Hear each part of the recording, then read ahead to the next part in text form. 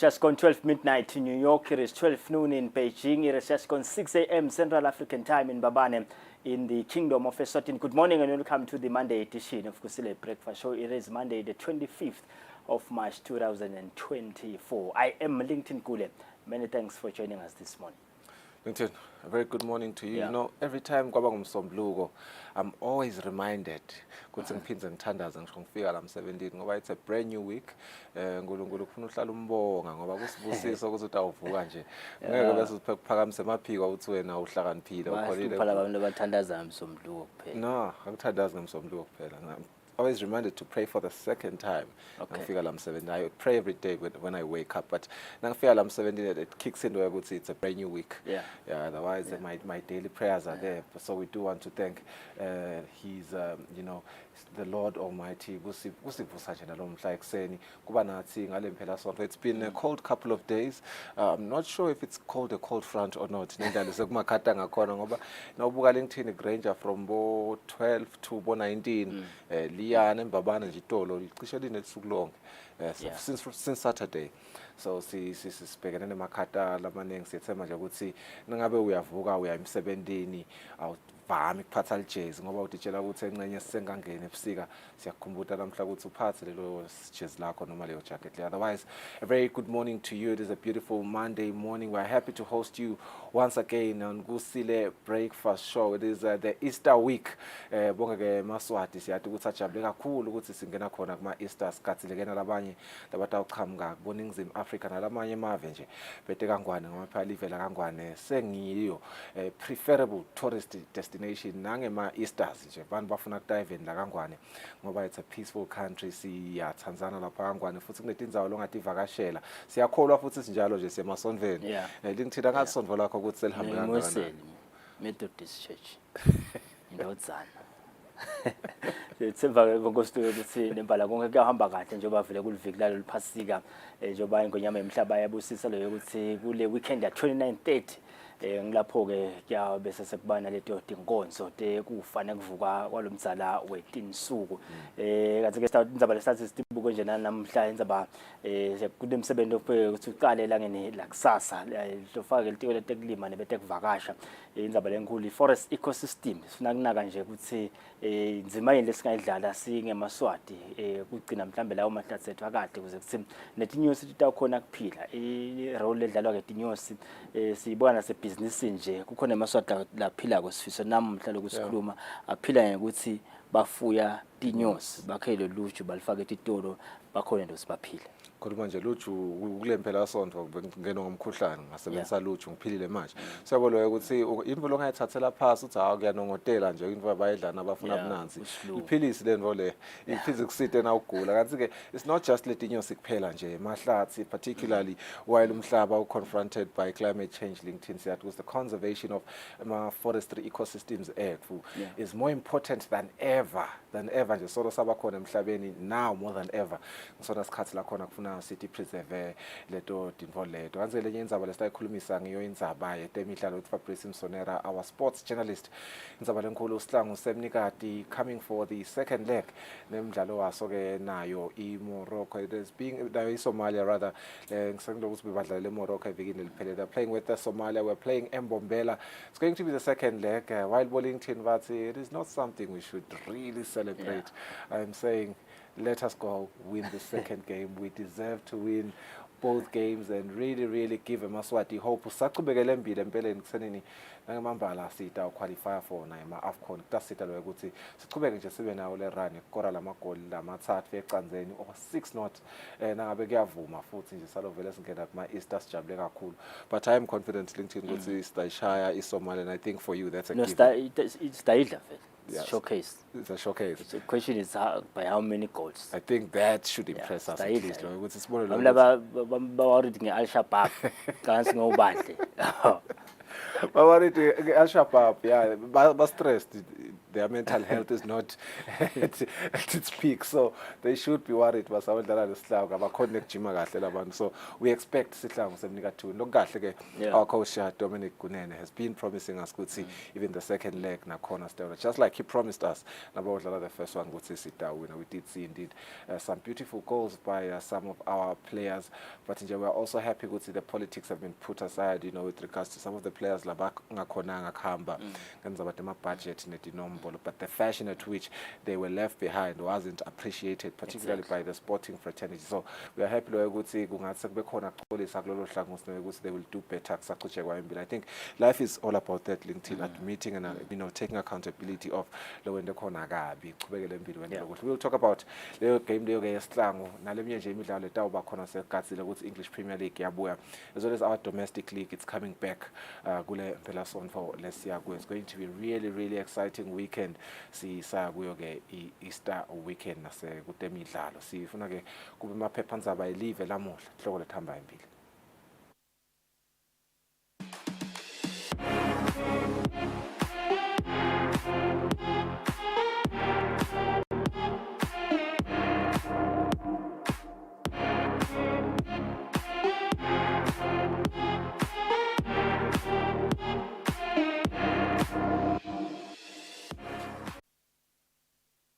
Okay, nasigijima nje sibuka i-Times of Eswatini sibuke ukuthi ngutiphi le bavuka nato kule toke lethamba phambili esukwini lalomuhla bongosi joba ngomsombuluko nje. It's a Blue Monday.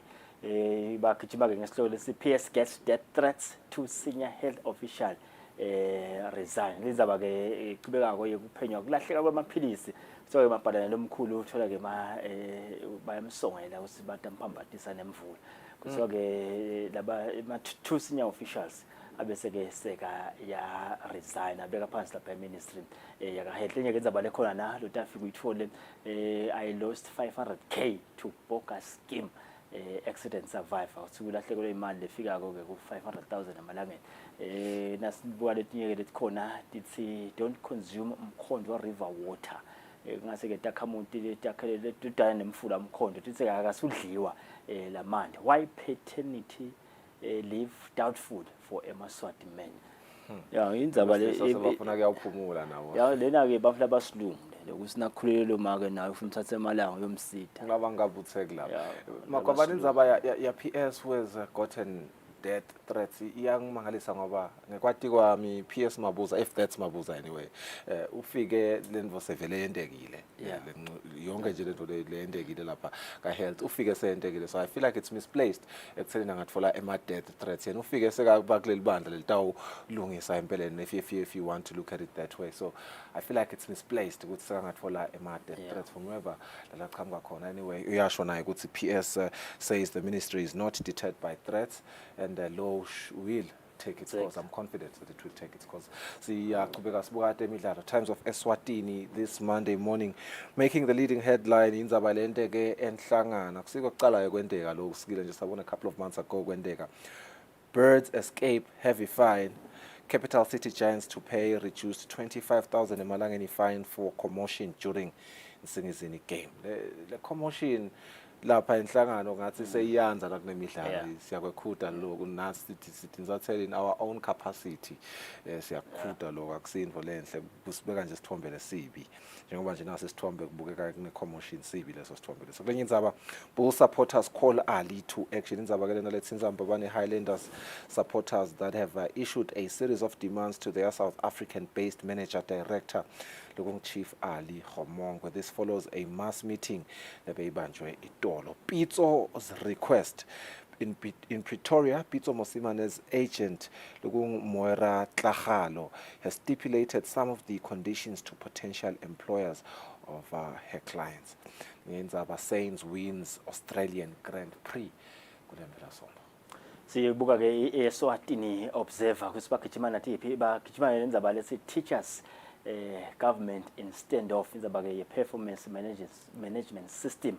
Le Induna Minister Mabulala says rejecting PMS tantamount to defying king as teachers plan to deliver petition elani ingasi namuhla Prime Minister ke ubuyile ekhaya ngemva kwesavakashile eveni la Taiwan lapho ke ufika wabonana khona na President Tsai na President elect nalenye indzaba lethi government to introduce new number plates indzaba yaseTimoti le ngiyakhumbula vele ukuthi bekuneminyaka letside kwase ke atasa yabuya lamanye new number plates 500 more jobs at Maloma Colliery mine ngoyama emhlaba ke ivulile leyo mine leyo I think it's Friday or Saturday. Ngolesihlanu. Ngolesihlanu. Sidinzaba sitfole ngalesihlanu. Yeah. Kanti ke sichubekele kutemidlalo ke Eswatini Observer making the leading story indzaba ya Ali Bull MD stays put as fans declare we love Ali. Supporters plead with MD to address their concerns and they thank the MD for his massive contribution to the team. The Highlander CEO has called for unity. No fanfare for Sihlangu game with only 24 hours before the return match for Sihlangu Sebnikati. Lestawdlala nanaba laba kungetwe Al-Shabaab Somalia at Mbombela Stadium in South Africa. It's only a few supporters that have shown interest to travel to the neighboring country. And I think LinkedIn Google your sentiments it's not an exciting game as we would love for it to be. So even fans don't really want to go and watch it live. But it's Sakubegembili start one number Ektina Rangers Wesleyans kick off Easter action. After nearly 2 weeks without any league action, the Easter holidays will serve up a lot of action for the long weekend in the MTN Premier League as Rangers host relegation threatened Manzini Wanderers to start their festivities. Fixtures zavela khona lapha at lapha Petulu on the left siyabona ama fixtures avela khona MTN Premier League games week 20 ke lona. These are some of the fixtures. We're excited.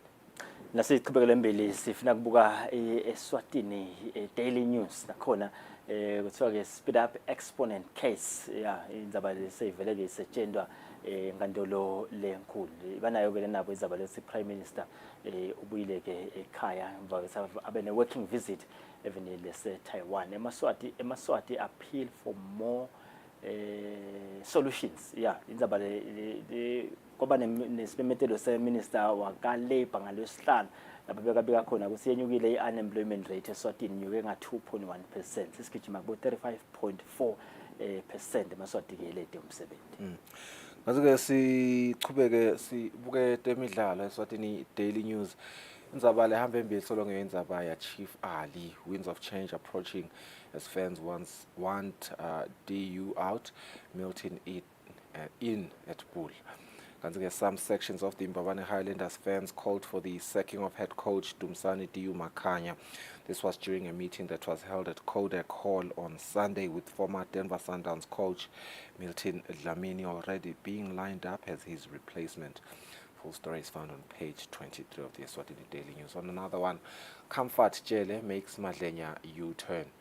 Algeria should provide stand test for South Africa. Alright, singletokele thamba phambili bonke semaphepha zaba elive la kangwane ukuthi ke utithole namhla sibathole at market sibuye sasethi zabahta lo mhla ekseni.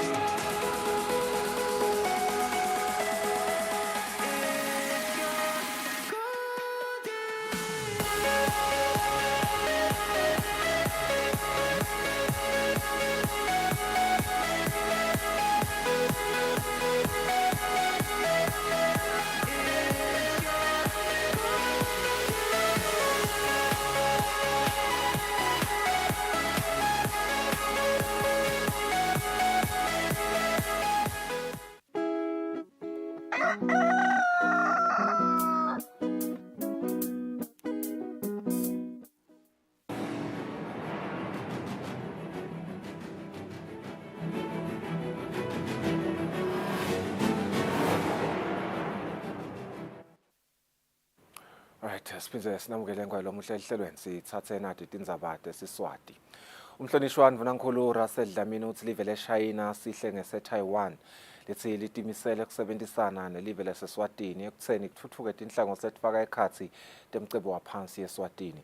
Umhlonishwa Mvunankhulu bekakhuluma uma abika ngeluhambo lwakhe lwaseveni leTaiwan ngelisonto. Abika ngeluhambo lwakhe lwaseveni lase-Taiwan, umhlonishwa Mvunankhulu Russell Dlamini uthi tibe tiningi tinkulumiswano ngetinhlangothi letahlukahlukene lapho lamavele amabili angabambisana khona njengoba naloyo lotawuthatha sikhundla sekuba ngumengameli welive leTaiwan Lai Ching-te uthembise kuhamba etinyathelweni temengameli Tsai Ing-wen ekusekeleni live laseSwatini etinhlelweni talo tentuthuko. Waphindze futhi phakamisa ukuthi noma se-akhwesha se-ehla kulesihlalo sekuba ngu-president utawenta siciniseke ukuthi uyasebenzisana mhlawumbe naye losa atawungena ukuthi live lakangwane libe i-manufacturing hub ye-Africa. Kusijabulisile ke lokho kakhulu ukuthi seyinto lokufuna siyilanzelele njengelive lakangwane. Wakhuluma futhi ukuthi nakulesikhathi lesincane lesesele utawuqhubeka futhi aqinisise aphindza endlusele kupresident lomusha wekuthi le strategic oil reserve lengungu ya oil ya petrol kangwane ibe ngileyakhiwe njengesifiso sengwenyama yemaswati. Awu sihleti sakhuluma kakhulu nathi indzaba letiqinisa budlelwane emkhatsini welive lakangwane nami. Sibenato-ke letinye tingxoxo naye Minister of Foreign Affairs kanye naye Prime Minister wakhona evena se-Taiwan la sikhulume khona ngokuthi singamqinisa kanjani hulumende ikakhulu i-civil service yethu nayo ukuthi ibe ngeseqophelweni lesetulu professionally babe efficient sathi khulumisa indzaba lweto naletinye-ke lapho uhulumende wakhona eTaiwan afise khona ukuthi kukhona lesingasifunza kubo siphindze sibambisana. Uthi bavumelene ukuthi kulandzelelwe netivumelwano letendiwa ngaphambilini kute tibe netitselo. Celile-ke ukuthi le-office lethu lelive lakangwane eTaiwan liphindze likulandzelele lokho njengokuthunywa-ke bukhosi bebushito wekuthi kufuneka kube nema-tangible outcomes, tangible results, kube netinto letiphatsekako letiba ngumphumela wobudlelwano bethu ne-Taiwan.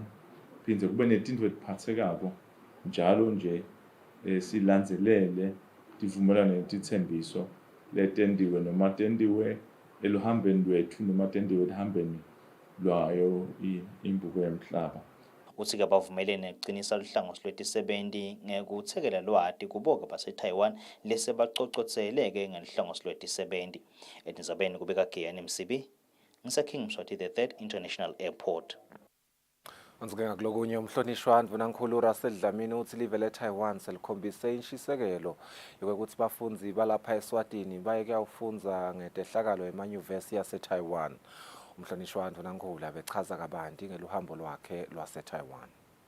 Aseseveni laseTaiwan umhlonishwa Mvunankhulu Russell Dlamini uthi bavakashele nenyuvesi yeChiangkung balayelwa kusebenta kwayo netifundo tayo bavumelana-ke nokuthi emaswati angathola imifundzate aye kuyofundza kule nyuvesi. Sikhonile ukuthi sente luhlelo lokuthi lube netinto letintsatfu lotawuqinisa budlelwano emkhatsini waleyo university ne-university yakangwane ukuthi kube ne-program yaka-disaster risk management at master's degree level in the country, kube ne-professional program letawakhiwa emkhatsini wale mavele amabili nalena beyikhona ichubeke ibe khona bese-ke sekuba nema-scholarships abantu abatawuqhubeka bayofundza khona kule university nge-DRR ngoba incumbi yebantu eveni wasengayiconza ukuthi disaster risk management yini kusho ukuthi kumanage le tehlakalo kusho ukuthini base-Taiwan ke basebenzisa i-technology lesembili kumanageni lokhu kodwa nje-ke nangale awareness isetulu ngalokho ukuthi ama-hazards lenteka khona le tehlakalo tenda khona diyabulala kakhulu setulu nje fayikhathi bo-typhoon nema-earthquakes basephambili-ke vele kakhulu kithi basethembisile. Uthi-ke uhlangane nabafundi bamaSwati labangamashumi 27 nokho kungasibo bonke labakulela live labafundza khona-ke eTaiwan mathokoda-ke nekuva ukuthi labanye sebayasebenza khona eTaiwan labanye-ke babothishela. Endzabeni kubeka Giyani Msibi ngise-King Mswati III International Airport. Indvuna yelitiko letemcebo waphansi nemandla umhlonishwa uMfanenkosi Lonkokhela ithi imithelela yokuguquka kwesimo selitulu ibita kutsi emave acinise tinhlelo tekongiwa kwemvelo kunciphe netintfutfu letilimata ludvadvasi loluvikele sibhakabhaka. Indvuna beyikhuluma emcimbini wekugubha i-Earth Hour ngemgcibelo ebusuku. 3, 2, 1 off. Inkampani magesi kuleli Eswatini Electricity Company ihlanganise tinkampani uhulumende tinhlangano nesive semaswati kugubha lusuku lwe-Earth Hour emalandelas Gas House eMalkens ngemgcibelo ebusuku ngenhloso yekuvikela imvelo ngekucima gesi noma timvu letingasiso kakhulu sidzingo li-hour linye sukela ngase kugabence insimbi yesiphohlongo ebusuku kute kugabance insimbi yemfica. Indvuna yelitiko letemcebo waphansi nemandla umhlonishwa uMfanenkosi Lonkokhela lebekamelwe indvuna yelitiko letekuvakasha nemvelo umhlonishwa Jane Simelane uchaze ngebumcoka balelanga. Limcoka kakhulu lelile kokuthi kube nel-hour lesili lasicisha khona gezi emakhaya. Kumcoka ngaloko ukuthi sibambisa imvelo kokuthi nayo ikhone kudakha itibuyisele endzaweni ngoba sikhumbule lokho ukuthi esikhatsini esiningi kuba nekungcola kwale lidvadvasi kungcoliswa tintfo letiningi lesitendako tintfutfu letiningi ngako uma ngabe sicisha senda lokho ukuthi kubete lokungcola lokuphumako lokungcola kuniketa hulumende umthwalo lomatima ngoba nase kungcolile sesibona kugucugucuka kwesimo selitulu. Umphathi wenkampani magesi kuleli Ernest Mkhonta uthi lo nyaka kongiwe gesi long 38.4 megawatts. Indlela leyendekile lamuhla kusho kona ukuthi nasibuka kulomnyaka ophelile njengoba sasave 10 megawatt hours kanti sasiphokophele ukuseva 20 megawatt hours lokusho ukuthi saba ngaphasi kwale target yethu. Kodwa ke lo nyaka ngenxa yekuthi sibe neshisekelo lenkulu silungiselela lo suku sikwatile kuseva 38.4 megawatt hours etikwale target ya 20 megawatt hours lebesinayo. Lokusho ukuthi siyeqile ngelishumi nesiphohlongo sema megawatt hours le target besiyibeke lo nyaka. Lelanga laqala ngeminyaka wa 2007 eveni le-Australia kanti live laseSwatini lona ngenkampani magesi seligubhele lilanga iminyaka leli-12. Etindzabeni Eswatini TV kubika Samkelsiwe Khoza namangaliso Nzinisa naphathizwe Msibi eMalkens. Sekuhlanyelwe tihlahla letingetulu kwetigidzi letisitfupha ngaphansi kweluhlelo lwekuhlanyela tihlahla temdzabu lelatiwa ngele 10 million tree planting campaign. Anzike somahlatsi lomkhulu etiko letekuvakasha nemvelo Mbhekeni Nxumalo uthi ngalokuhlanyela letihlahla live litawubuyisa tihlahla temdzabu letihwe bese tishabalala kungeke nemvelo. Uhulumende usukumise lo mkhankaso wekuhlanyela tihlahla letitigidzi letilishumi lowatiwa ngele 10 million tree planting campaign ngeminyaka wa 2020 ngenhloso yokonga imvelo kunciphisa kugedvuka kwemhlaba nekubuyisa tihlahla temdzabu lebese tishabalele eveni. Somahlatsi lomkhulu etiko letekuvakasha nemvelo Mbhekeni Nxumalo uthi lo mkhankaso usahamba kahle sekuhlanyelwe tihlahla letitigidzi letisitfupha nencenye. Ngalo nje sesikhuluma ukuthi sesiku 6.9 million which is almost 69% of the target yethu. Lesicabanga ukuthi uma sichubeka sibambisana namaswati ngalendlela lekusetshenzwa ngayo sitawukhona kuyishaya le target yethu by 2025. Lesingakusho-ke lokunye lokhu sibambelele ngeko nje kucala muva kwetimvula ukuthi cishe litulu lonyaka asikabi nalo kahle. So-ke ngaleyo ndlela leyo sebhudile lokuthola timvula. Ngaleyo ndlela-ke sekusho ukuthi sibe nako lokho ukuthi sibambeleleke ekuthenini singakhoni kuyohlanyela ihlahla ikakhulu le emimangweni ngaloko ukuthi tihlahla kuhlanyelwe emimangweni atinisele. So-ke sitawuqhubeka nje ukubambisana nemimango nema-NGOs nawo siyawakhuthaza ukuthi awavele ngakithi sitokhona kubambisana sisite imimango kuhlanyelwa tihlahla live laseSwatini liqhubeke libe lihlata lilo neguquguquka kwesimo selitulu. Litiko letekuvakasha nemvelo lithi sive emimangweni tinkampani tikolwa atisondzele kuleli tiko uma tifise kuba ingxenye lomsebenzi lomcoka welive kuhlanyela tihlahla. Etindzabeni Eswatini TV kubika Samkelswe Khozang sengculwini. Kubanjwe emajaha lamabili lasolakala ukuthi ayaphatheka emacaleni kweba nekuhlala ekhaya lebantfu ngalokungekho emthethweni endzaweni yakumacobolwane kaMsunduza eMbabane. Lokho kuvakele ngalokhulumela emaphoyisa eMangwa kaMsunduza David Ndwandwe. La majaha lamabili atfolakele ngelisondvo ngetithuba tensimbi yemfica ekuseni. Kuthiwa la majaha atfolakele ngekhatsi endlini kakunene angcebelekile. Lokhulumela emaphoyisa eMango akaMsunduza David Ndwandwe uthi la majaha athi wona sikhiya salendlu asitfola kumngani wabo lowaphindze wabanika nemvume yekuhlala ngekhatsi kulendlu. Sanzi kunene wakuleli khaya uthi yena akabati labafana uyacala nekubabona futhi sekuhwatshulwe nemshina wemnyango kwetshiwa netimpahla ngekhatsi endlini. Shelwa ngilomnye umuntu nje sakhamuthi landzaweni ekseni uthi lapha endlini ukhanza kuvuliwe kanti nakwathi usukhile. Nemba la siyasonzela simaphoyisa eMango kuyosheka kodwa kanjalo sikhanza abafana lababili balele lapha endlini bahamba lebantu babo. Sona sesiyayilandzela lendzaba sikhanza silosisi lo wala khaya ukhanza ukuthi khona tibete etshiwa phambilini. Then bafana sesibabuza sibangene kanjani lana kuvakali basisikhiya basinikwa kulomunye bhanje nje simaphoyisa eMango sikhanza lo sikucala lokuthi ungabonakala songene emntini yethi bala khaya abati.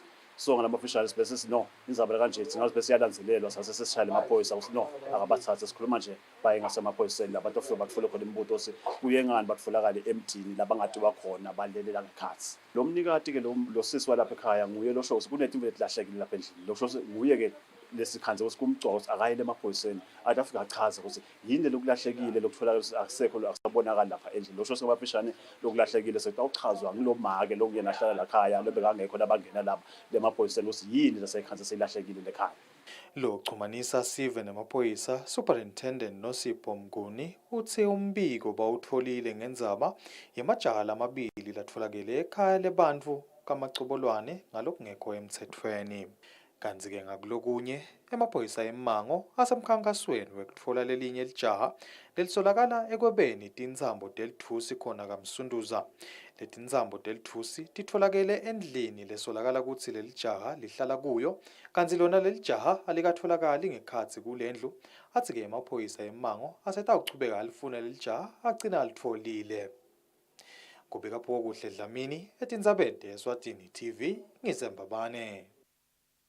Sihlalo wenhlangano lebitwa ngekuthi Loot4 Foundation, Loot4 Dlamini, uthi lingehla lizinga lebantfu labasha labahleti emakhaya bangasebenzi uma live leSwatini lingengeta tindzawo tekufundzela emakhono. Dlamini ushito lokungesikhathi lenhlangano ivakashele insha yakavele ezizweni. Emankayane kavele ezizweni, esandfweni ivele ezizweni Evangelical Church, bekubuthene insha ifundziswa ngekucala emabhizinisi, inhlangano lesekela yona insha Loot4 Foundation. Umphathi walenhlangano ukhutsate insha kutsi titfole kutsi namaphi emakhono bese iyasukuma iyawasebentisa. Kuyi-challenge lenhle lokuthi labantu labangasebenzi ngilalabafundzile. So sesizama lokuthi sikuchinje zemnganami. Wamphasa form 5 wathola merit.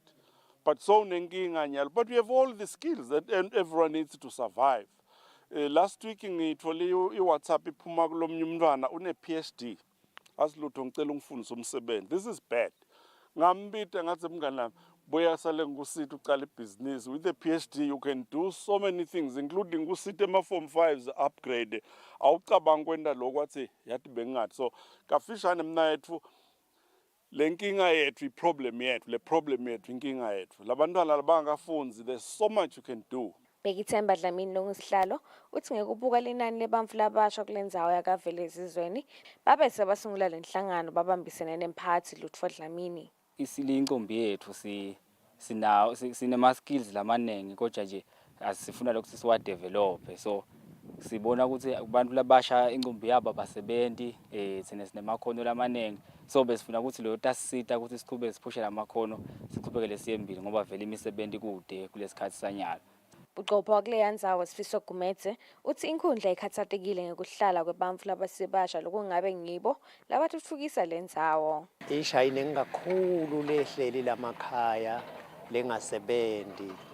Bantfu betfu bafundzile kude imisebenzi sidzingo siningi kakhulu ngosami ukuthi bafundiswe ukuthi bangenta njani. Sinonkosi Vilakati uthi bafundziswa ukuthi basukume bacele kusekelwa ngekwetimali letinhlanganweni letikhona baphume ekuhluphekeni. If you want funding ukhona RDF badokusita if tasita kakhulu nje emangweni ukuthi insha iyekele ukuhlala emakhaya ihlale nje ingendelupho amabhizinisi akhona lapha nalapha bangathengisa bafame. Kanti umsebenzi ofana nalona ungalekelela kwehlisa lezinga labantfu labasha labangasebenti njengoba umbiko welucwaningo lomnyaka wa-2023 lolwentiwa litiko letisebenti lukhomba ukuthi Eswatini lime ku-56% wensha lengasebenti kanti 35% kuya ku-36.7% wengcenye yinsha lengasebenti lengafundzi futhi lengaceceshwa ndzawo. Lobika etindzabeni ngeSindiswa Zwane Analington Gule kavele ezizweni.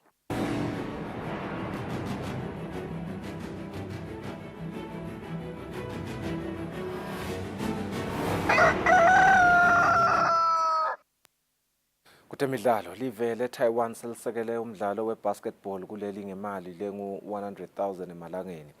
Anzike umhlonishwa mvunankulu Russell Dlamini uthi live leTaiwan selivule tandla ukuthi badlali bebasketball kuleli baye eTaiwan kuyawudlala lo mdlalo lapho udlalwa khona ezingeni lelisetulu. Mvunankulu bekabika ngelihambo lwakhe lwaseTaiwan. Tingako teswata sibahlolet market LinkedIn Gule speaks to baka agriculture ngeluhlangothi lwaka apiculture emva kwebreak.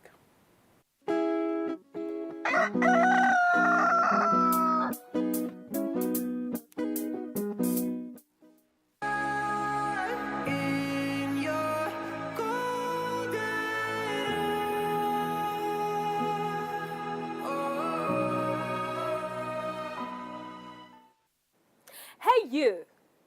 Yes, you. Have you paid your TV license?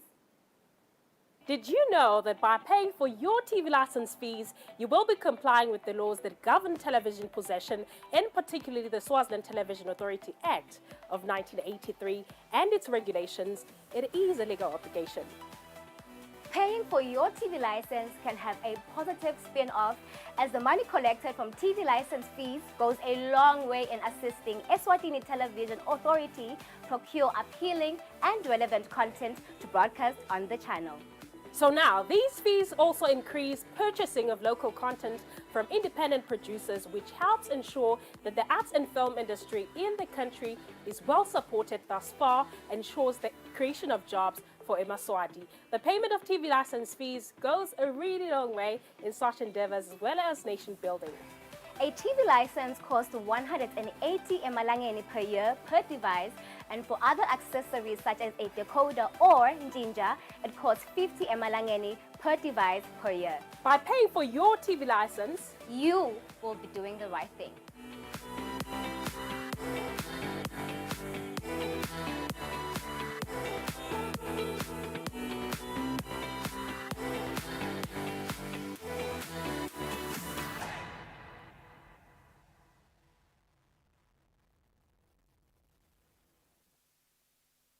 Kude lesinye isikhathi ngaphandle kwalesi.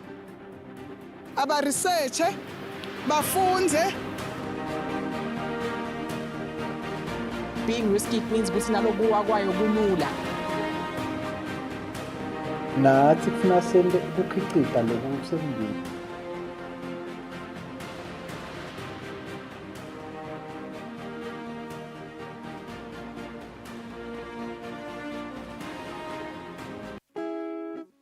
Bose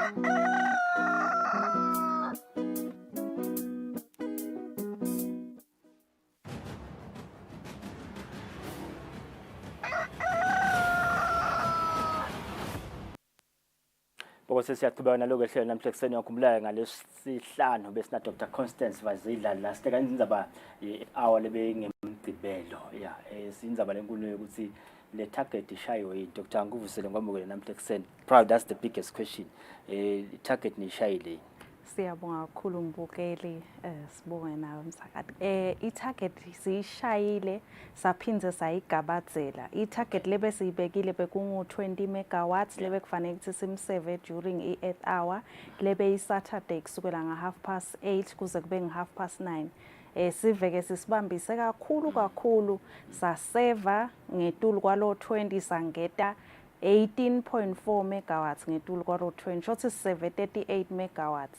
Sangeta kakhulu nathi emhlabeni ngel-hour lethu ngoba umhlaba wonke nje kulamave lebeka participate li-hour umhlaba lesiunikete wona over 1.47 million hours lesiunikete umhlaba sesihlangane sonke nanathi ke sidlive kulelo hour sinikete loyo 38.4 megawatts. Siyabonga kakhulu esiveni.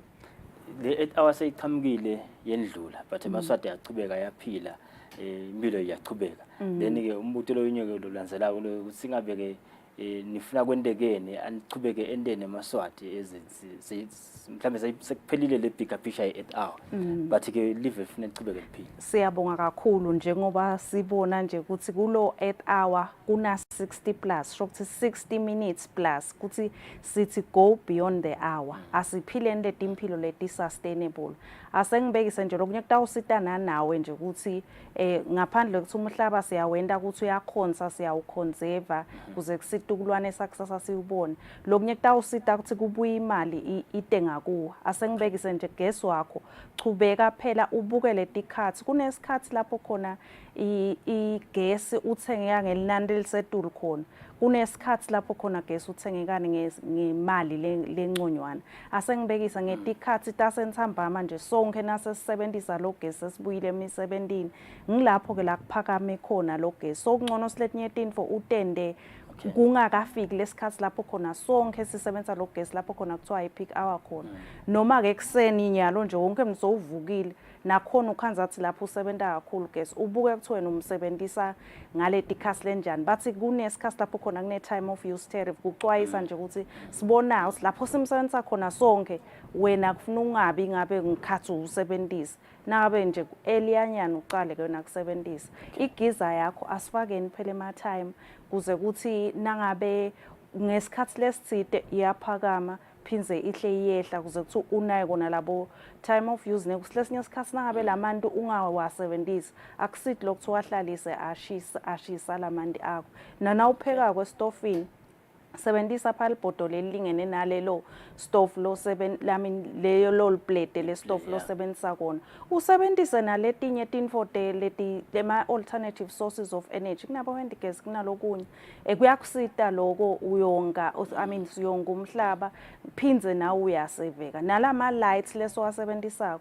bona phela ukuthi nema appliances akho buka lama labels labhaliwe kule tinfo lotabo uthengele lokhu efficient nemandi awungasebenzisi nje ithalala emanti sebenzisa wonke usebenzise lo lowadzingayo kanjalo nalogesi usebenzise loyo lomdzingako hayi ukuthi ubayilibelise emanti egedleleni ucwabisile wena ngisho ugeza wente kanjalo noma sinisele nakufanele hayi ukuthi kuhlale kuyahamba nje tinjini tiyaphamba tiyathela emasimini noma ngabe okay noma liyana ngalesinye isikhathi but kube nendlela yekonga konke lesikusebenzayo fuel kanjalo nanaye asimsebenzise phela ngendlela lethide uhamba ngoba kunesidingo yebo ke uyadla kakhulu naye ekhikhini kulamalanga so sithi onke lama resources ngalokuthi kuma resources la kaphelako asikusebenziseni kahle sikonze kusethi kusasa sesikhanze situkulwane nalamahlathini emahlathi ethu lesinawo asihedleni phela noma ngabe siyasebenta noma uyakha noma wendana but wati ukuthi lokunye kufuna ukuthi uwahlalise lamahlathi ngoba siphila ko sidepende kunetilwane letikhona lapha kunetihlahla lesiphila ngato so kufuna ukuthi sikonge konke so sithi asithini beyond the hour siwonke lo mhlaba sikline nema-surroundings ethu la sihleti khona sitawuchubeka nje nema-clean up campaigns kulamanye ama-regions lesingakase sawavakashela sibambisene nawo ama-partners ethu lamakhulu besinawo khona le ku-earth hour sitawuchubeka sihambe nawo sivakashele tikolwa siwufake lo moya cause ufuna usukele ecrash kuma-preschools uchubeke uzuyofika kubasenyuvesi nasemi-17 ngoba phala abanye bethu sangena sengayinaki kakhulu lenzaba yemvelo so kufuna sichubeke livangeli lesilishumayela onke malanga sitawuchubeka beyond the hour sichubeke sente yona le awareness kuze ukuthi bantu bangakhohlwa sitawukhona silomhlaba wethu khonza. You have over 20 years experience kule ndzaba nje ku environment, health and safety, but ngiyafuna kubuka nje, I just want to get your thoughts na ubuka ima efforts lendiwa live kakhulukazi kunandzaba the clean energy ukuthi vele are we doing enough yini nana silive nje lelincane zabe nje sesikhicide gesi lohlobile. Siyabonga kakhulu. Ngekubuka ngahle ngiphindze ngibe kulenye inhlangano lebetangeke ukuthi i-Renewable Energy Association of Eswatini. Lapho khona kunalabanye bantu labakhicita leyo gesi lo kanjalo. Kumnanzi kakhulu ke ukuthi live lithethe inyathelo letiningi kakhulu kusukele kwakhene ama policies nanamhla lokho solo bachubeka bentela amanye lakatawenda ukuthi lokho umsebenzi lo kube ngilolo hamba kahle. Na unake kahle even lakithi kuyajabulisa kubona kunema panels emasola lasacwele kuma offices ethu la ngetulu khanza abantu baphakanyekile ema solar panels ba generator gas basebenzisa nangabe kulamanye ema companies ukhanza athi nawo akhile kunema solar panels lapha ekhathi uyakhiwa gas ngelanga nenkampani yema gas nayo ikhona iplant yawo leyakhile lekalavumisa le-10 megawatts lapho khona kugenerator khona yena gas kusetshenziswa lilanga uphehlwa ngelanga kanti lokuhle ukuthi nje khona laveni si generator vele lo lama megawatts lesinalo 30% we power lestakhela khona sisebenzisa eMandi and kunencumbi yetinto kenyalo le kwentiwa khona la nkampanini kunema explorations la kentiwa kubuka gas lophehlwako longaphuma lapho lapho khona kunetinto efana bomanzana bachubeka kunema studies incumbi la kentekako kunalabanye lababuka ukuthi ngabe ibiomass yona ingasetshenziswa njani uyabona tihlahla lamacembato nalokunye noma bobhagasi kukhona la sabavele basebenzisa kubo ilovo lapho khona kusetshenziswa khona leyo bhagasi kuze kuthi khona generate ka igesi khona ngetinto letingapheli so kukhona ama strides lamakhulu kakhulu lesiwendako silive lokho kuyancomeka and siyakhutsata nasemakhayeni kuthi nakhona phela nanawe yebo kona bekusabita kuthi nje ungavele nawe saluphanyeka emasola etikwendlu yakho kuze uthi ukhona kuti khicitela wena gesi phinze njalo kunemithetho leyakhiwa konyalo ukuthi ngekhamba kwesikhathi utawukhona kukhicita phinze uthengisele yona inkampani yemagesi kuze thi kukhona ukuthi silive sibe sustainable singadepend kakhulu kumakhelwane so kukhona kuyenteka kuningi and kuyancomeka lokuthi sisebenta sibheke ngakhona ngalapho noma ngabe sikwenta noma yini lesikwenta konyalo evini sinako nalokuthi kufuna simithe nayi target yethu nangu 2050 sakhona lo net zero labathi kufuna siwende ukuthi lele sikukhiphako naloku lesikusebenzisako kube ngiloko lokutawenda ukuthi lama emissions angabi ngilawula kaba ngilaka setulu singagedi ukuthi at least manje maintain lo 1.5 degrees kungakhuli kuze kufike ngale kwabo 2 ngoba lapho sekutawusho ukuthi sesikabi kakhulu le climate change statikhanza sesikabi kakhulu sesindlulele the threshold sesingasakhona ukusurvive kuncane lele sik experience akonyalo kuya ngale bo 2050 ngiyacabanga kule over ngale kwa 2050 kuthi ngabe bawe bathini sekude emanti sekude asakushisa kakhulu angathi lesimo but in a minute doctor while we are doing that sinesilive there's a contentious debate lekhona emhlabeni lefaka khasi neAfrica ukuthi we have coal in its abundance in Africa and to move away from coal but ngena licingo litawuchamuka from the west the i-coal bayokhicita ngayo gas. What are your thoughts on that subject? Okay, kunalo ukuthi 2030 la mhlabeni or 2050 kufuna ukuthi sibe singasasebenzisi kutabe kumele ukuthi sale si decommissione onke ema power kube ngabe sesa decommissiona onke ema plants edlesinawo abo lapho khona kusebenziswa ama thermal power stations. So nanabo labo sonke sisebenzela towards loyo net zero ka 2050. So sisakwenda lokho yebo sinawo ama resources ethu ecoal kukhona ukuthi encenye kungasetshenziswa ema technologies latawenda ukuthi kumbe kunciphe lama emissions la kayisibhakabhakeni. But umhlaba umuvele ekuthenini asiyekeleni asime kulamanye mave khona nje la ngeke ngavakashela khona ngakhanza ukuthi bona vele sebane phase out plan kuthi by 2040 funa ukuthi sekube kude babhizi nyalo bafaka lama renewables bakhulisa lama renewables. So si live vele kufuna ukuthi nanathi si align naloko lalabathathako batawuthatha kanyalo because egcineni konke kufuna sente ukuthi lesikwendayo kube sustainable.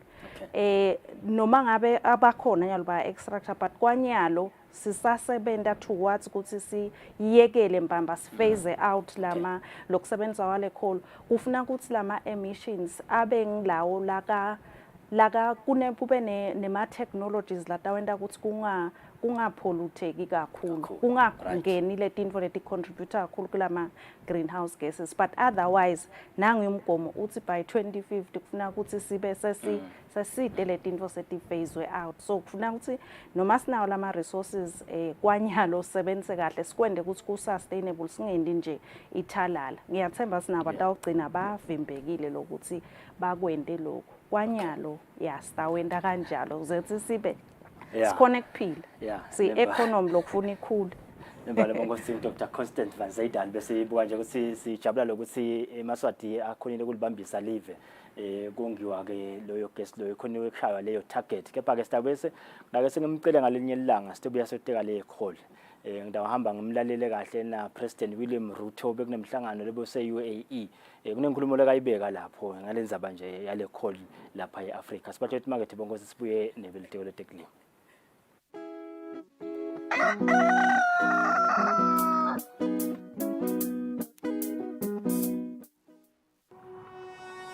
When you choose your adventures, you do so with an open heart and a desire for the unexpected. You embark on journeys to discover new worlds full of wonder. You choose a path to awaken your senses, a world to make you look up and realize just how inspiring this life can be. Arrive and awaken your heart. Explore life in ways only thought possible in your dreams. Discover just how far you'll go to expand your understanding of life's greatest mysteries. There's just one place on this planet with so much to offer. Now is the time for you to have the royal experience in the kingdom. Renewal of TV licenses for 2024 is now open. Here is a quick reminder. A viewer's TV license costs 180 emalangeni per device. Other accessories such as decoders and set-top box cost 50 emalangeni per device. For traders and repairers, TV license costs 300 emalangeni per business area. And now, to pay your TV license, use these following methods. You can use MTN Mobile Money with the number 76222000 or dial *007 *3 *7 hash. Or you can use Eswatini Imali.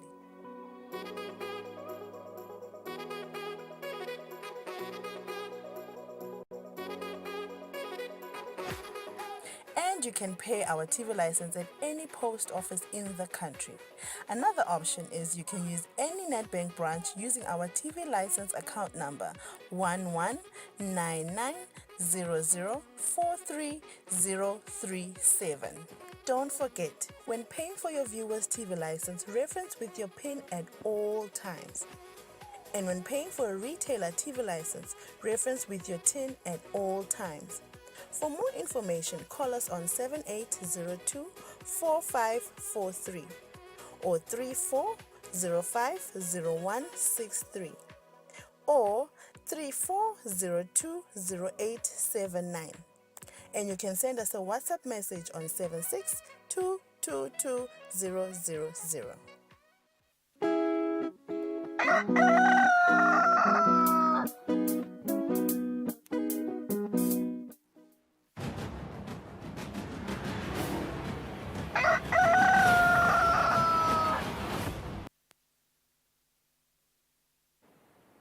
Bongo siyaqhubana lokho ehlelo nasaza kulela umsakazo wakho ngumsakazo Tithombe Eswatini TV sehleleni Kusile breakfast show. Kuneliphepha lebengilifunza ke la ka FAO lithi nje about 75% of the world's crops that produces fruits and seeds for human consumption depend kakhulu ukuthi kufuneke at least kufuneke kutholakala ama pollinators for their sustained production yield and quality. Bongo siyangathule Dr. Thembile Kamali khamba ke tiko letekulima ngalehlangothini la ka vet kunale symposium leqala ke elangeni lakusasa bayisebenta ke kubambisana nelitiko letemvelo ya ikakhulukazi ngalehlangothini lemahlasa nguvuzele Dr. Namtekseni yini bumcoka bale symposium letakisa. Siyabonga kakhulu Gule ngiyanivusela nami i-symposium yakusasa kakhulu we want to raise awareness go onke lama stakeholders la involved in the apiculture value chain. Lokusho ukuthi nje sibanyenti sisebenta inyosi as an important pollinator njengoba soyibekile Gule and uyukhanzeke ukuthi kulesinye isikhathi sesicishe sigilane ekusebenteni kwethu.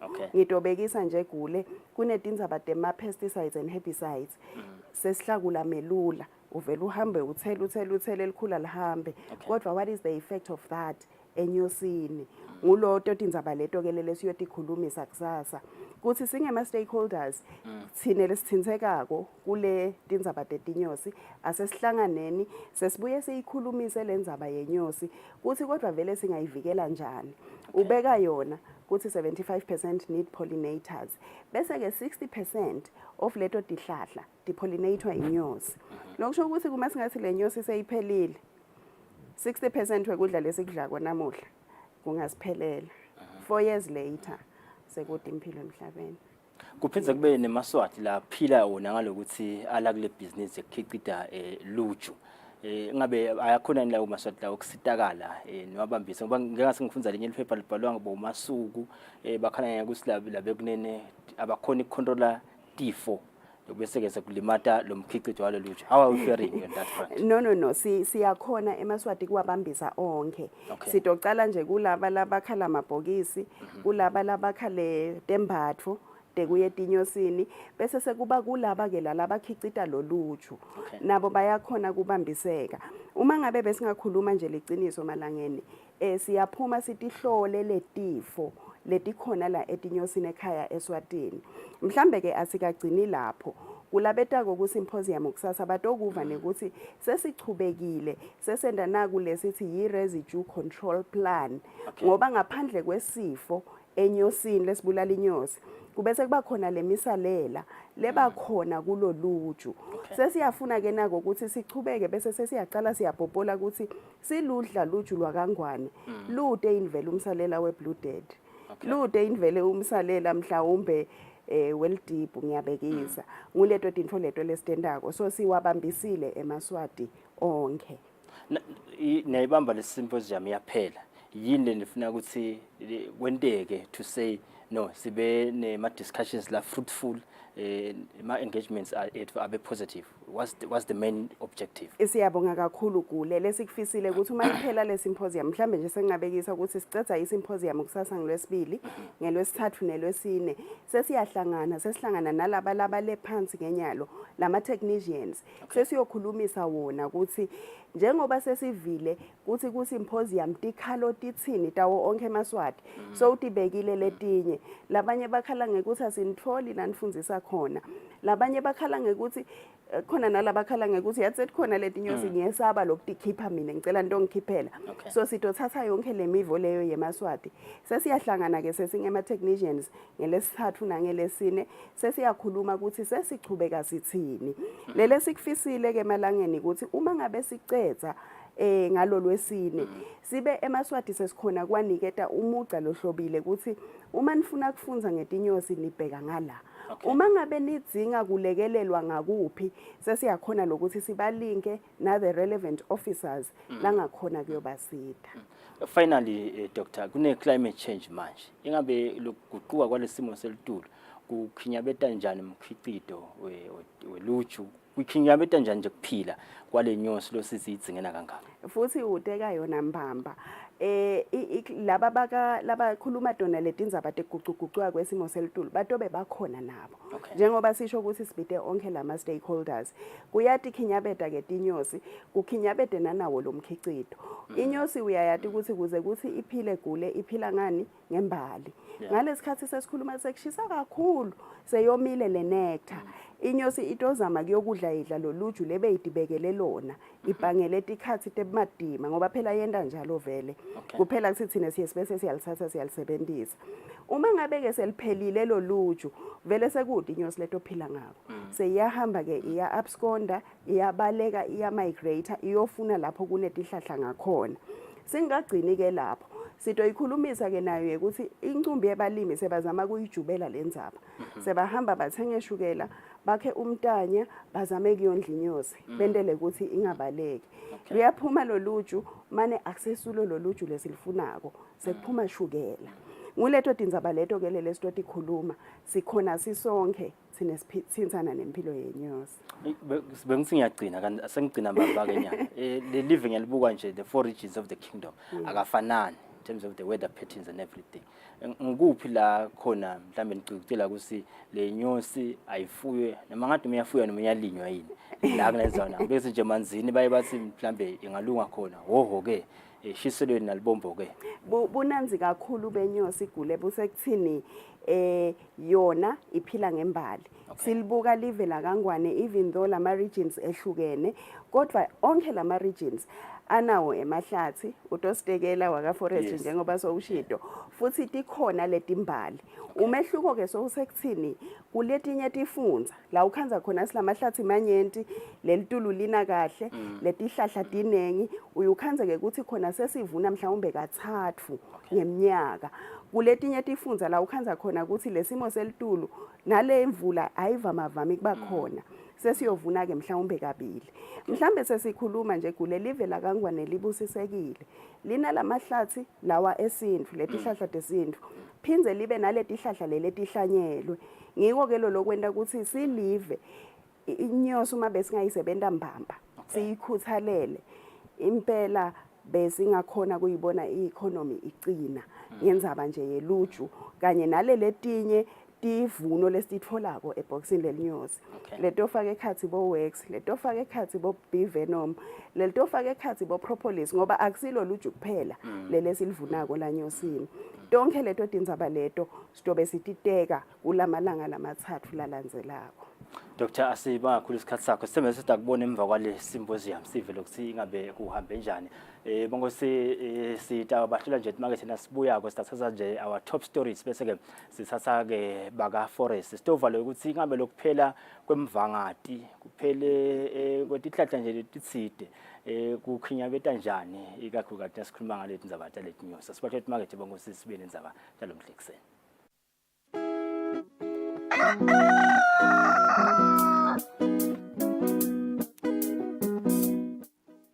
Be sure to catch Business Watch every Wednesday between 2 p.m. to 3 p.m., where we feature the latest updates on business news, market trends, and exclusive interviews with industry leaders, as well as insights on emerging small and medium enterprises in the commercial sector.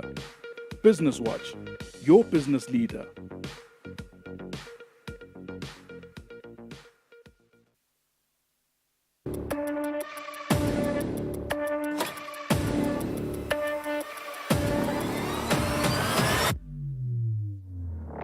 Ujala masoda mahle kunathi lesa. Sabatandi ukuthi njengalokho siphile sive sitikhulume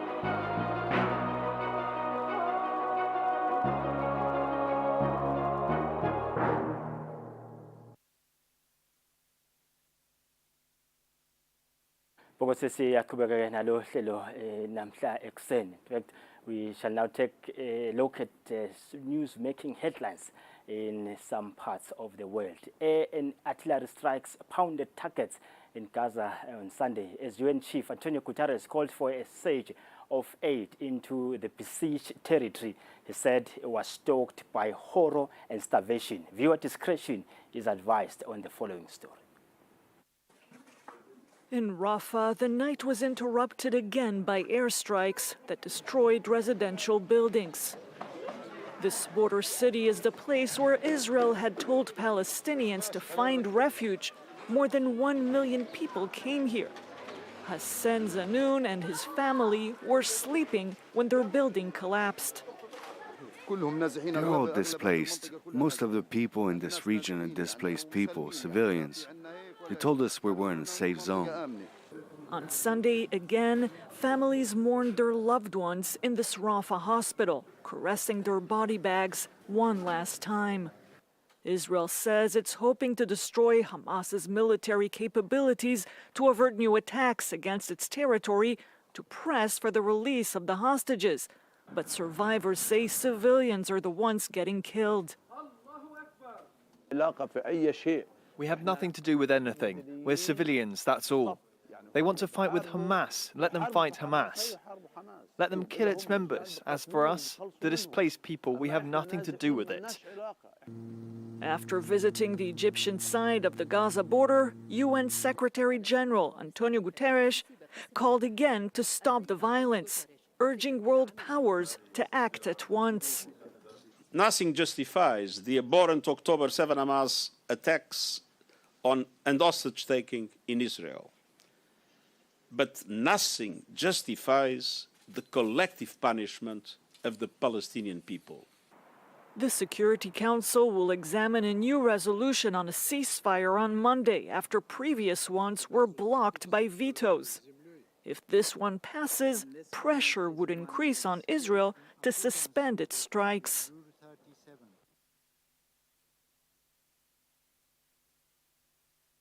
The Islamic State, a group, claimed responsibility for a gun attack on a Moscow concert hall on Friday, which Russian authorities said killed at least 40 people and injured more than 100 others.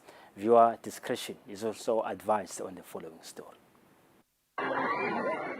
People hid for cover in the concert hall as gunmen opened fire at around 8 p.m., killing and injuring dozens of people at the Crocus City Hall near Moscow. Despite the panic, some people filmed as the attackers shot concertgoers. At least 4 heavily armed individuals fired at point-blank range in the concert hall and lobby area. Russian news reports said that assailants threw explosives, triggering a massive blaze at the hall. We saw the shooting. There are many dead and wounded. A fire has started there now. The Islamic State group claimed responsibility for the attack. In a statement on social media, the group said Islamic State fighters attacked a large gathering of Christians in the Moscow suburb of Krasnogorsk. They killed and wounded hundreds of people, causing extensive damage at the scene before returning safely to their bases. This is the deadliest attack in Russia in years. A tragedy has taken place. Firefighters are working in the Crocus building. There's a lot of fire. Everything else will be clear once the firefighters finish their work. Security has been tightened at Moscow's airports, railway stations, and the capital's underground system. Moscow's mayor cancelled all mass gatherings, and theaters and museums are shut for the weekend. Other Russian regions also tightened security. Russia observed a national day of mourning yesterday after a massacre in a Moscow concert hall that killed more than 130 people. The attack has been claimed by the Islamic State group. 3 days earlier, Putin had publicly dismissed U.S. warning of an imminent attack in Moscow as propaganda designed to scare Russian citizens. The U.S. Embassy in Russia had warned on March 7 that extremists have imminent plans to target large gatherings in Moscow, to include concerts. On March the 7th, the U.S. Embassy in Moscow issued a warning of a possibly imminent attack in the city. It said its personnel were monitoring reports that extremists had plans to target large gatherings, including concerts. The warning would be dismissed by the Kremlin, with President Vladimir Putin calling it provocative, a propaganda attempt to scare Russians. Let me remind you of the recent, frankly provocative statements by a number of official Western structures about the possibility of terrorist attacks in Russia. All this resembles outright blackmail and an intention to intimidate and destabilize our society. The U.S. media reported that since November, there's been intelligence that ISIS Khorasan, the Islamic State group's affiliate in and around Afghanistan, planned attacks on Russia. This month, the country's authorities have carried out at least 3 operations against Islamic State cells around the country, according to state media. With Russia advancing its footholds in Africa and the Middle East, experts say it comes as no surprise that the country is being targeted. There have been attacks on Russian soil as early as 2016, 2017, 2018, 2019, and just 2 weeks ago an attack against a synagogue in Moscow was foiled. A Russian national who fought in Syria was arrested in Poland. Another Russian national affiliated with the Islamic State group, working in a nuclear facility, was arrested in Turkey. So there are recruits, there's animosity, and a war that goes back several years. U.S. intelligence says there's no reason to doubt the ISIS claims of responsibility, as Russia's fight against ISIL in the Middle Eastern region has made them a target. World leaders denounced a deadly attack by gunmen on a Moscow concert hall that killed more than 90 people and wounded at least another 100. The White House sent its condolences to the victims of the terrible attack, saying it was trying to get more information. French President Emmanuel Macron said he strongly condemns the terrorist attack claimed by the Islamic State, according to the Elysee Palace. As Russian officials scramble to gather more information on the concert attack, officials abroad have been reacting to the events.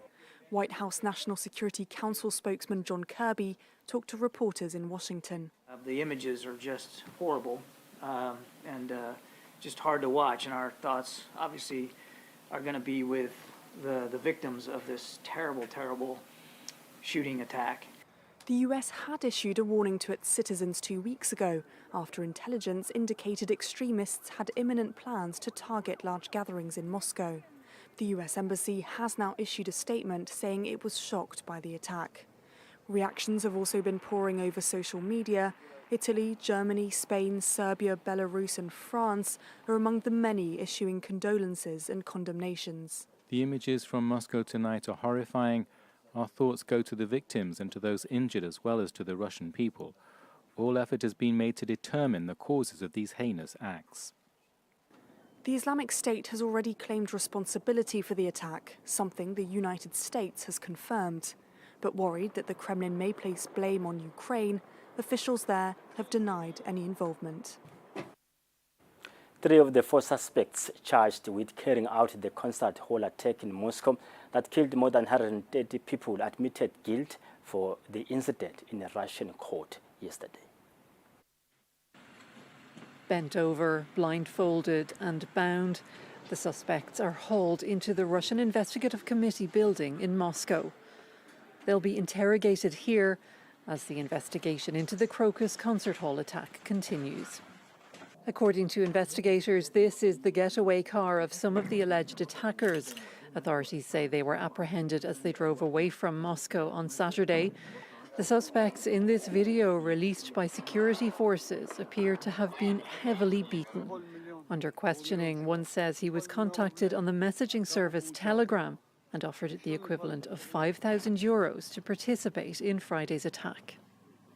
The Islamic State have claimed responsibility for the assault multiple times, including in a video it released that was purportedly taken during the attack. But Russian President Vladimir Putin continues to insist that Ukraine had a hand in it, accusations firmly rejected by Kyiv. A total of 11 suspects are in custody, including 4 suspected gunmen. They're expected to go on trial on terrorism charges without delay. Ukraine's capital, Kiev, and the western region of Lviv came under a massive Russian air attack early on yesterday, officials said, while Poland said one of the Russian missiles breached its airspace. Ukrainians take cover in a metro station in Kyiv as Russia launches a major strike. 57 missiles and drones targeted both the capital and the western region of Lviv overnight. Ukraine said its defense systems destroyed 43 of the weapons launched, around a dozen of which over the capital. There, damage was limited. The remnants of this Kh-55 missile were found in a park. Poland's armed forces said one of the cruise missiles violated Polish airspace. The object was observed by Polish military radars throughout the whole flight. Polish and Allied teams operating F-16 planes were activated.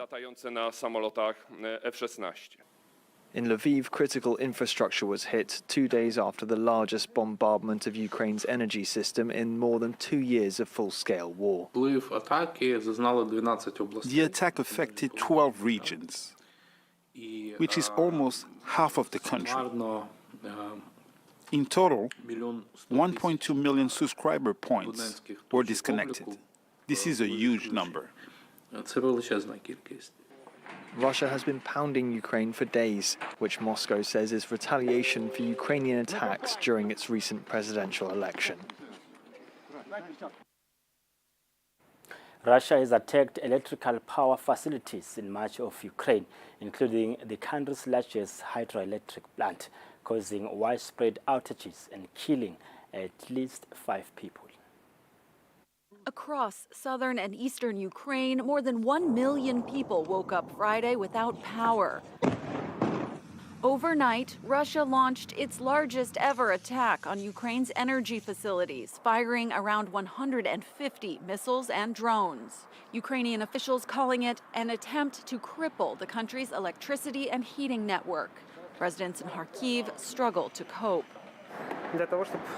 I need fuel for the generator to at least be able to get some water for the pump, also to have power to keep running my business, to continue working somehow.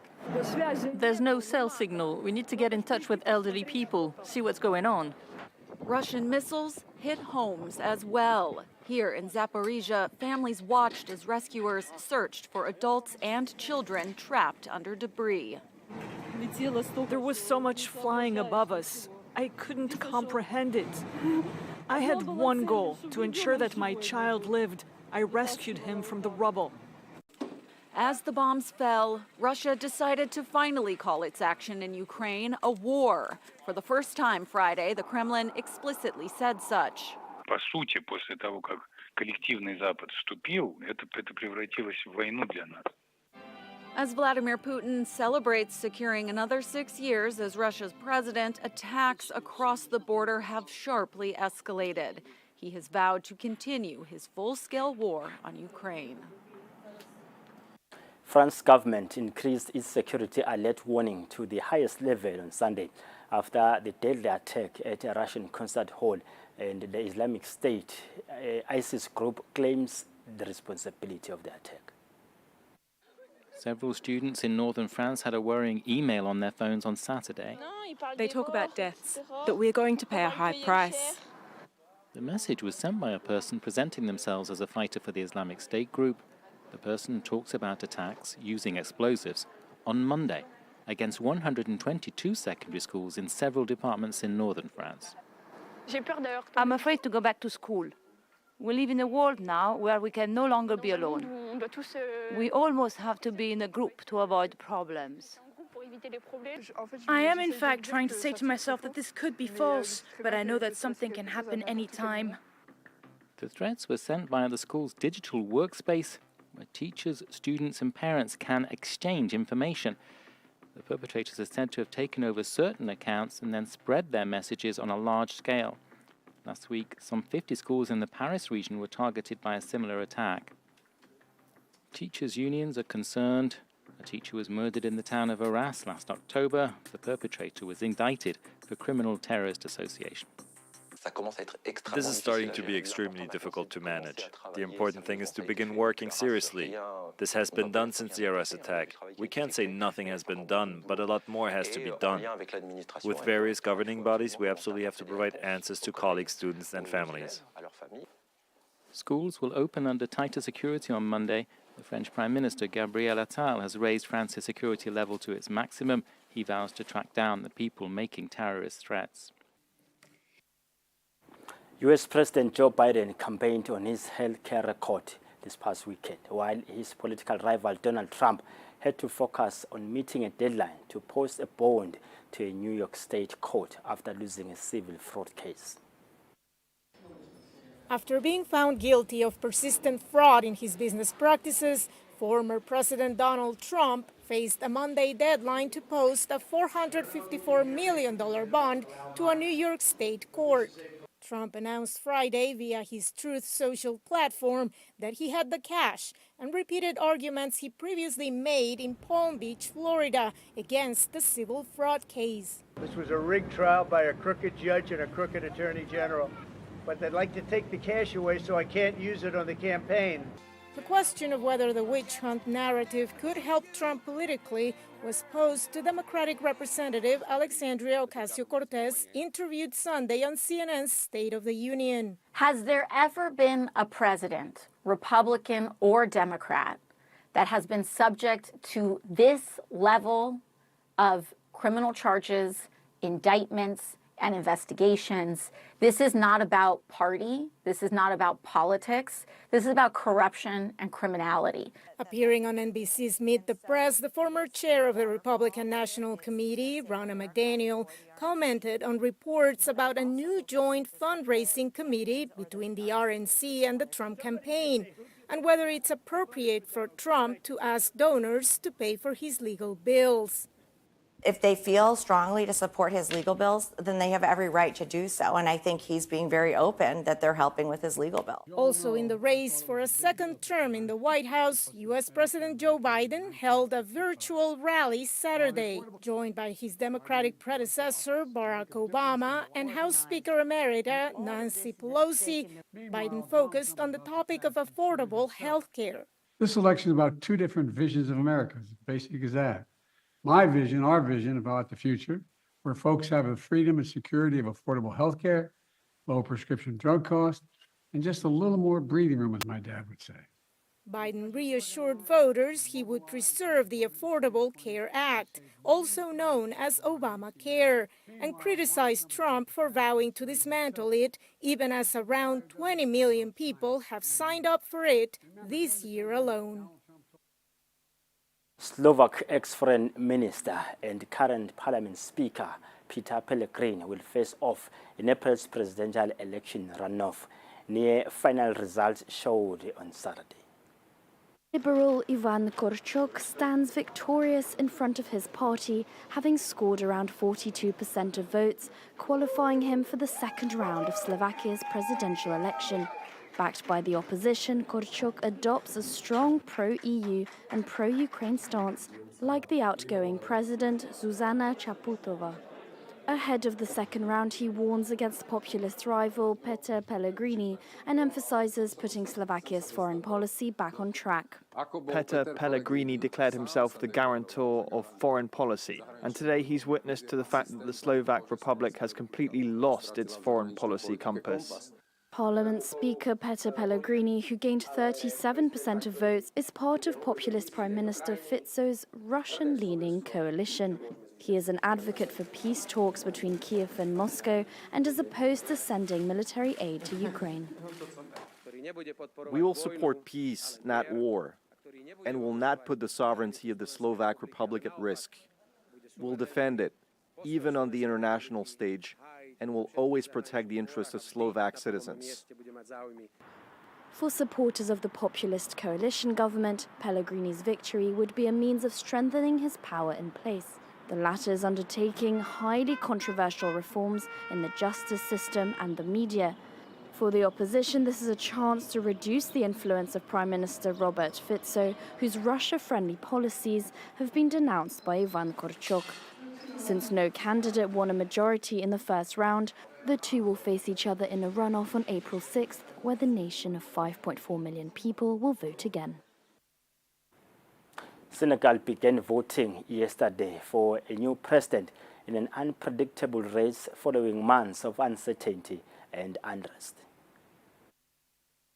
Voters queue up in Dakar, hoping to turn their country's fortunes around.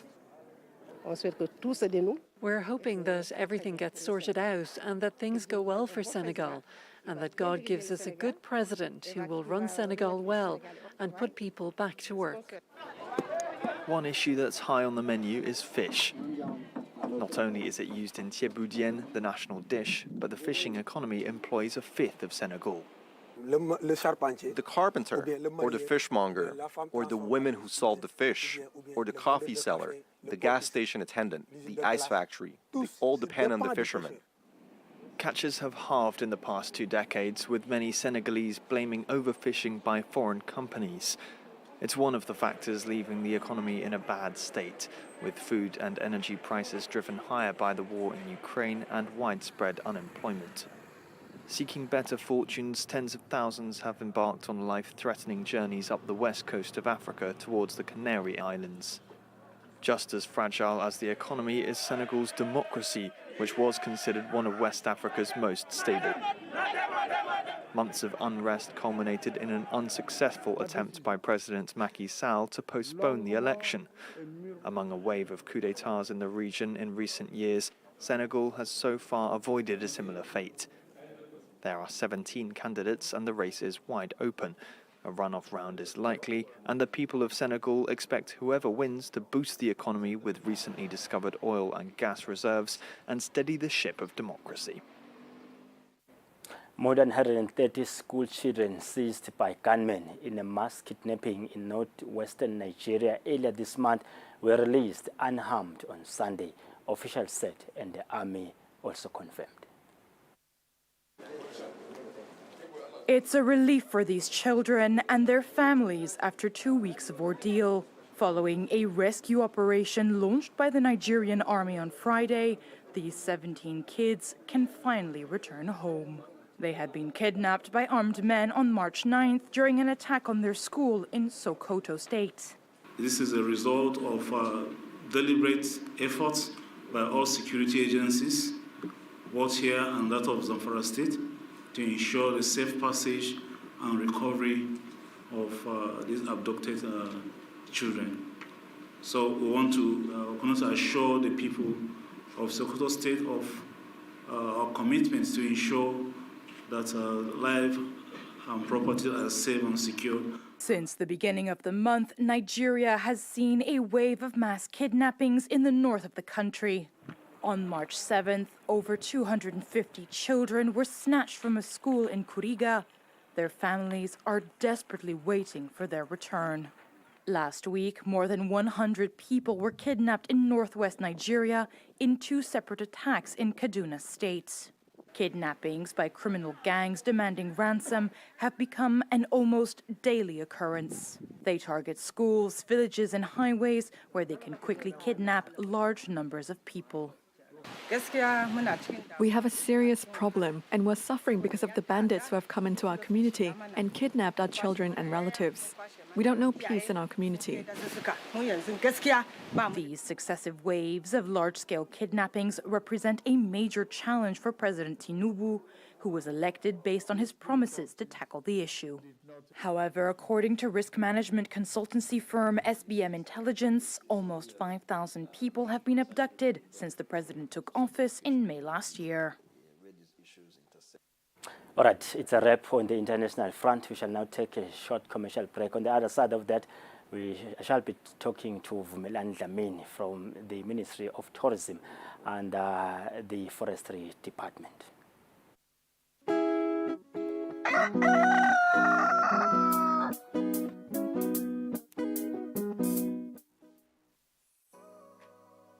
Renewal of TV licenses for 2024 is now open. Here is a quick reminder. A viewer's TV license costs 180 emalangeni per device. Other accessories such as decoders and set-top box cost 50 emalangeni per device. For traders and repairers, TV license costs 300 emalangeni per business area. And now, to pay your TV license, use these following methods. You can use MTN Mobile Money with the number 76222000 or dial *007 *3 *7#, or you can use Eswatini Imali.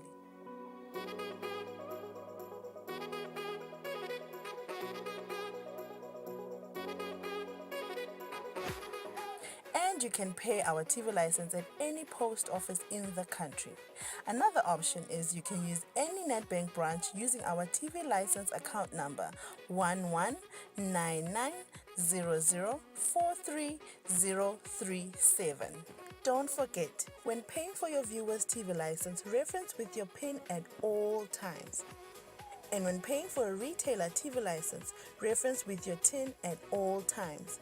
For more information, call us on 7802-4543 or 34050163 or 34020879. And you can send us a WhatsApp message on 762222000. Kude lesinye isikhathi ngaphandle kwalesi. Aba research bafunze. Being risky means ukuthi nalokuwa kwayo kulula. Nathi kufuna sende ukukhicita lokhu kusendlini.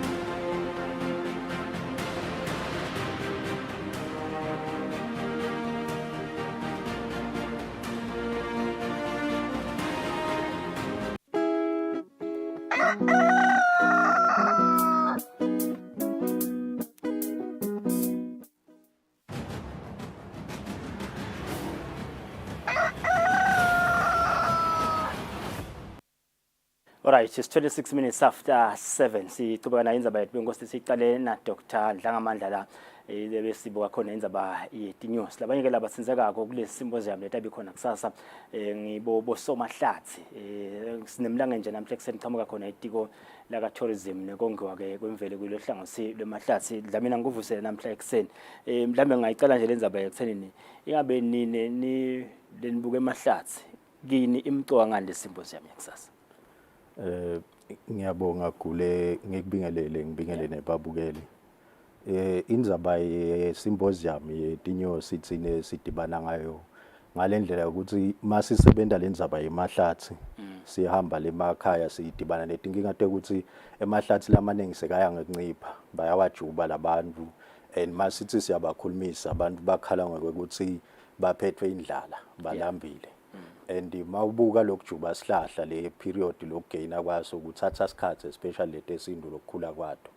But kuna na solution njengoba dokotela bekashito ukuthi kule tindzawo leti and le ndzawo leti affecteka kakhulu kuleti la mahlathi lamaningi la rich.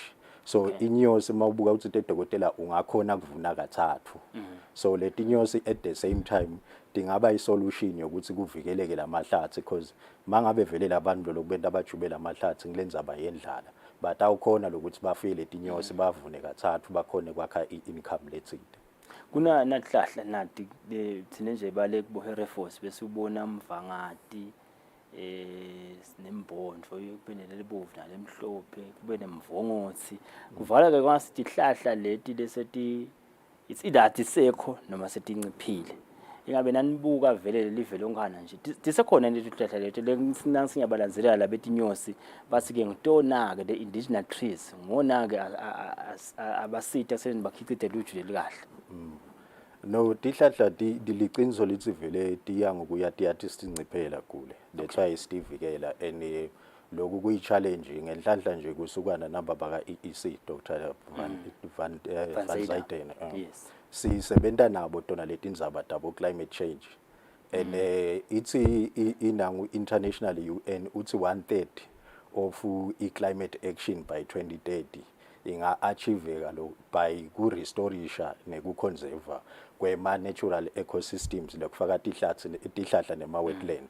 Okay. So le tihlahla lo lokwentekako lo kuze kusifikise etsini la ukuthi sibe part of le symposium lokuthi sinalesi sifiso lokuthi le tihlahla tivikeleke kugcineke lemvelo dikhona ukuthi ku-protecteke nalama-wetlands. I-challenge esekhona nawe egule nje mabakunika indzawo uyokhonda ufike ujubele lihlathi athi igule emva kwesikhathi sowuva kuyashisa sengikhona cabanga tihlahla which we are saying thina sithi nyalo because of part of lama programs lesinawo kunabo agroforestry ifaka tona letinyo sokuthi sesithi noma ngabe ulijubile lelihlathi walisusa salubisela phela kule ndzawanyana le yakho lencane utibise lelihlahla tibe khona because tihlahla tinema benefits lamaningi ngoba and they are undervalued tihlahla ivalue yesihlahla nje kunalele consumptive lele sibuka kakhulu thina le ukuthi siyajuba sihlahla uyosebenzisa usibasa but most of le benefit lekhona kunana kulokuthiwa ngema ecosystem services lo kusho ukuthi kunale service etisita yona lo fire coating lokusiklenela umoya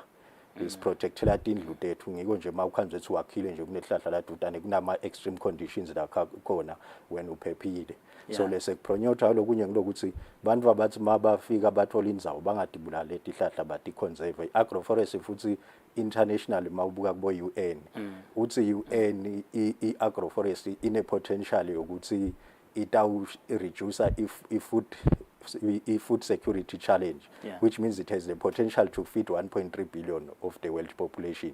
So some of lama initiative lo buka ukuthi tihlahla ngekuthi protect naloku conserve we are going to solve a lot of problems lebeti tsine maswati lebe singakuboni bumcoka besihlahla.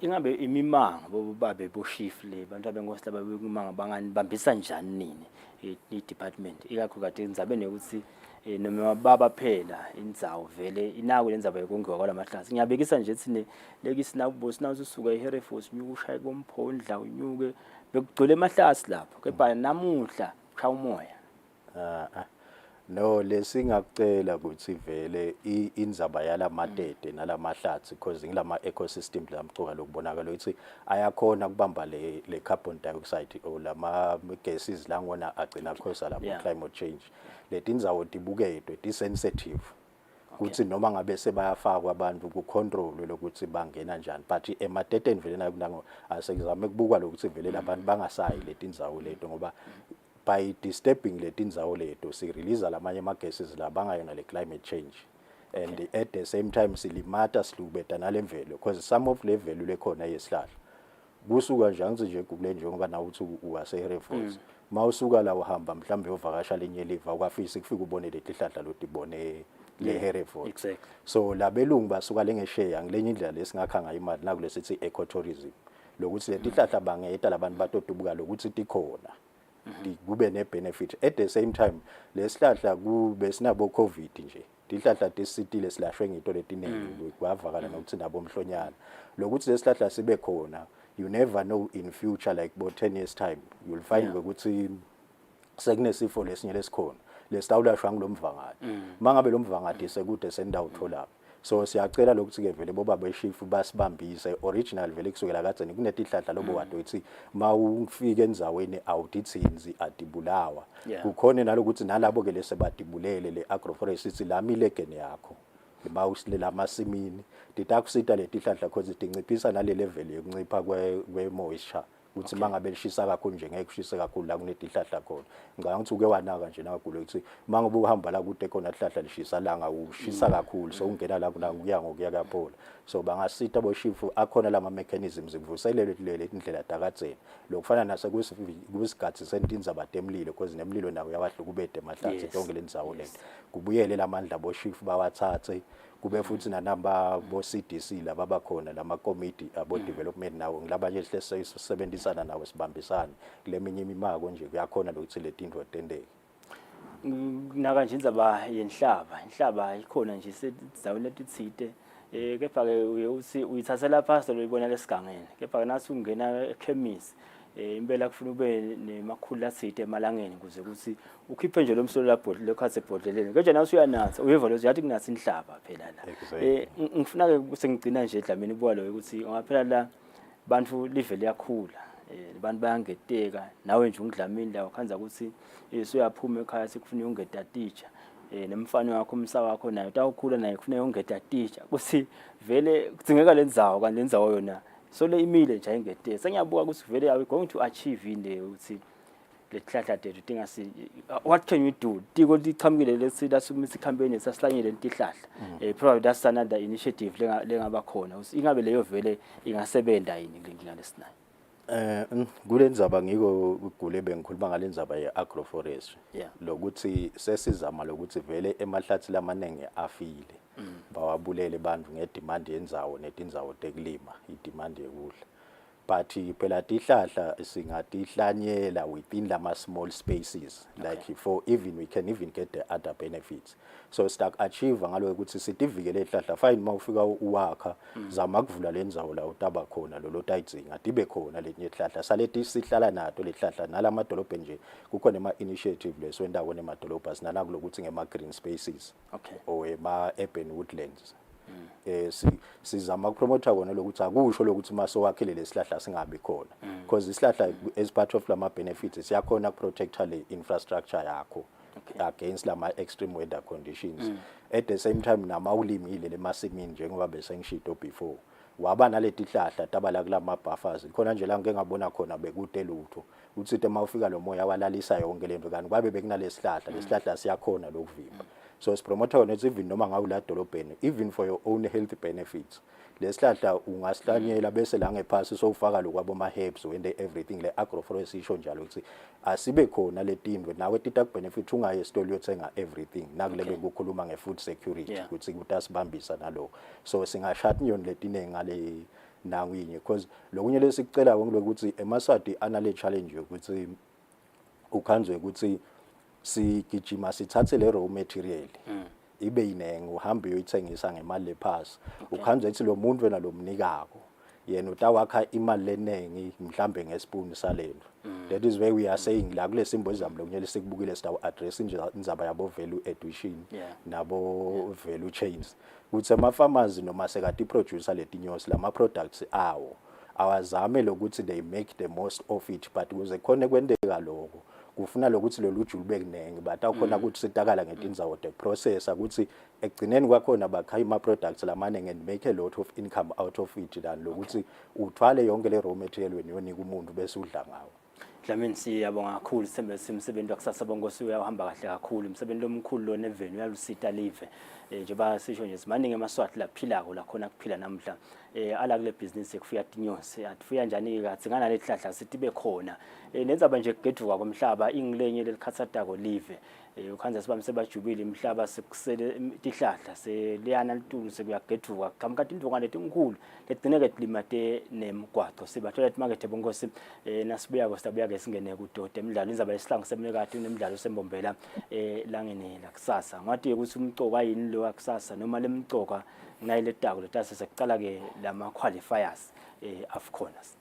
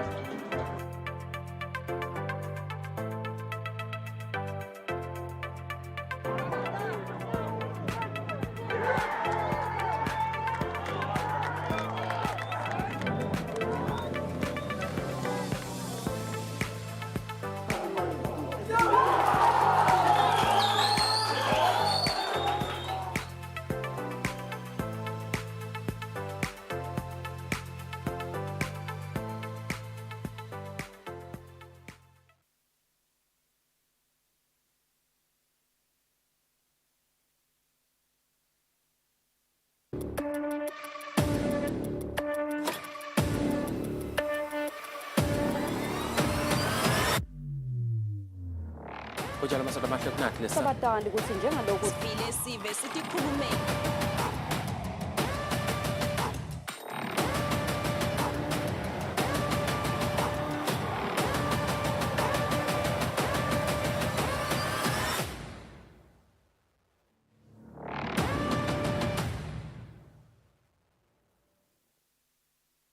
kude lesinye isikhathi ngaphandle kwalesi. Aba-researche, bafunze. Being risky means ukuthi nalokuwa kwayo kulula. Nathi kufuna sente ukukhicita lokhu sekungile.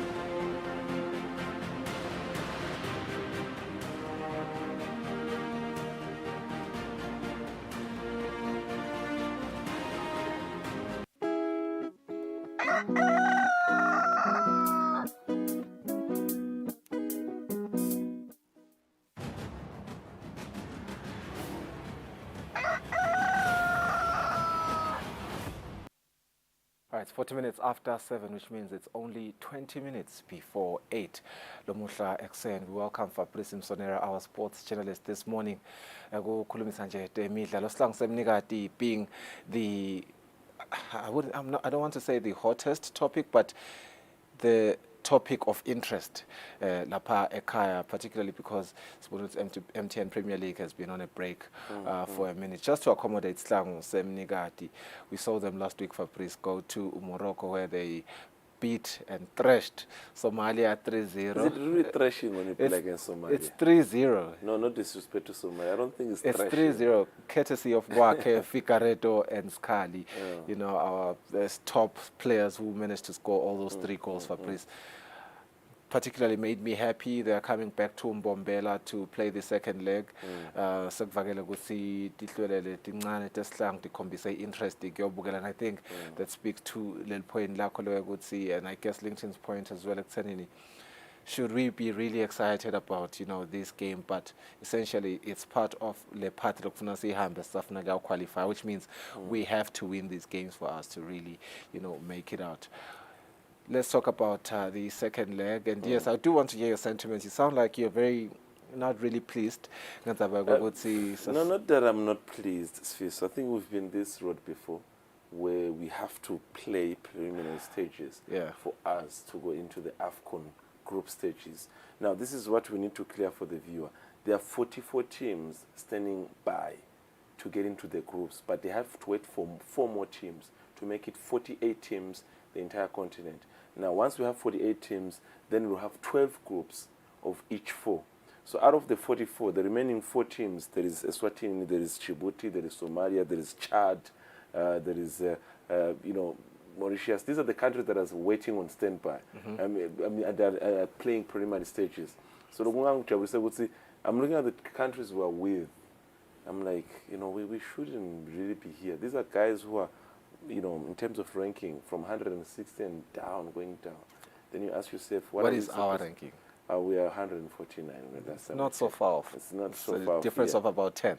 So then we need to work hard and make sure that we improve. But how do we do that? I think this time around we need to improve our performance. Yes, we won the first leg against you know, Somalia in Morocco, courtesy of the players you mentioned, 3-0. Convincing, beautiful, which I think we shouldn't struggle even in the second leg tomorrow. Pictures trending on social media, players already in Bombela are training. I think this is Monday. By Friday, they were already in Bombela.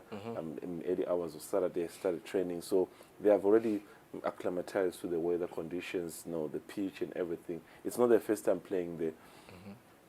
Of which I think then it should be a comfortable win once again. Another 3-0 will make sense. Maybe coach also give a chance to some of the young players with their first cap. They want to also to get into the national team colors. I think it shouldn't be an issue tomorrow. Yes, they need the support, because here's the thing: it can be friendly, it can be anything, as long as it's a national team that is in action. So the supporters should support the team. So those willing to go there, taking traveling and then going to watch the team, it should work, because tomorrow kick off at 3 time. Local time, which is similar to Bombela time, 3 time. They will be in action. By 5 o'clock, then the teams, the game will be done. So we know that already we have 1 foot already into the AFCON qualifiers. Then the draw should be at some point after the Easters. Then when we're drawn into the Easters, then that's when we can now start talking about the teams that we have to play. Because remember, we still have the 2026 World Cup qualifiers. We've got the likes of Cameroon. We've got so the journey is too long, and there is also the talks of Dominic Gunene and the technical bench tomorrow being their last game, because the promise that was made by Football Association that once they finish the fixtures in March, the technical bench, so we should be able to get into the hiring process of a new coach. I don't know, will the talk change, will the tone change, say maybe they look comfortable, can they be given more time? No, but the agreement is tomorrow is Dominic Gunene's last game as the Semnigat head coach. So we should get into the hiring process. When we get into the hiring process, then we look at the requirements. What type of coach do we want? Do we want someone who's going to make us qualify for the AFCON? Do we want someone who's going to improve the FIFA rankings? Do we want someone who will go in July and win COSAFA? There's a lot of things you have to consider. But then you also have to look at and say, if you bring a coach now, which means you've got May, you've got April, and you've got May, because I don't think by April we'll have a coach. Yeah. There's no FIFA week. You've got May and June, and then July you've got COSAFA, and then jump August, September you've got World Cup qualifiers, then December. So you know, it's a tricky one, but that's how it goes. But tomorrow, I think the job is half done. The job is half done for tomorrow. Job is half done, but you know, I hear people say we have an advantage playing at Mbombela, which I disagree with, because you think about it, Fabrice, even us going to Morocco and Mbombela, to me that's literally the same thing. We're playing away. It was also the same thing for Somalia playing in Morocco. They are away. So I guess the level, the ground is still level. It's just a matter of we look stronger, and you know, all the conversations around that of why we are stronger, I can support that. But in Zimbabwe, I would see sitodlala kangcono eMbombela because it's right next to us. A little bit different, Fiso. A little bit different, because even for Somalia. Yeah, I like that you mentioned Somalia, because I think I was talking to the coach, and there's one student that I know that is based in Morocco. How is it different? It's different because you had close to probably not a lot, but fans 60 to 70 people are based in Morocco, students, and you know, supporting the team. And I think coach mentioned supporting Somalia. Yeah, I mean supporting Maswat. Oh. Yes, who are based in Morocco. The students who are based in Morocco, and some people who are working in Morocco. Few of them, they came. But the reason why tomorrow maybe you might make it a difference, Mbombela, many reasons why you can mention that. Access to the stadium tomorrow. Remember, the charges have been dropped in terms of going to the stadium. So, now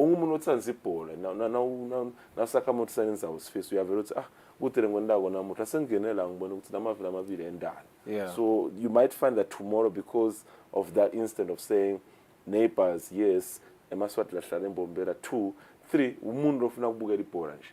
Akufani nomuntu otasuka eSomalia ukubukela ibhola eSouth Africa. So Mbombela, when it's packed to capacity, it's over 40 to 45,000.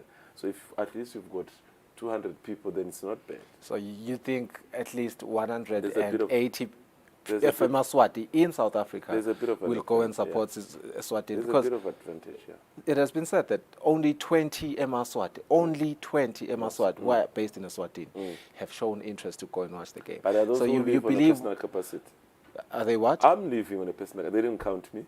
You are living on a personal capacity. Yes. I just so see, sometimes we. Back on, I'm not. So here's the thing, Mbombela. On a weekday, so I think people are busy. So the game starts at 3. At 5 o'clock, the game is done. People are at work at 3. The borders are still open. People are at work at 3 on a weekday. Yeah, but my journey will be in line. How many non-working Maswati have that money to go to Mbombela and watch it? Because it's in line with my work. but just talking about I'm not others. going to get into that conversation. But others, I think Nangabeng 20, we hear by the end of today, there should be the National Supporters Committee from the likes of One Knowledge Ngwenya.